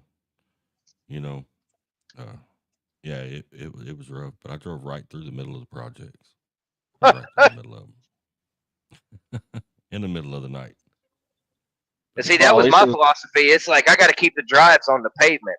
I'm not putting the drives off in that freshly plowed stuff. So that's all it sounded like, man. Could you imagine sitting in your mobile home in the middle of the night and it's storming and you just hear pow, tink, ka-tink, pow, tink. Tornado coming, honey. Get under the bed. There's a tornado coming.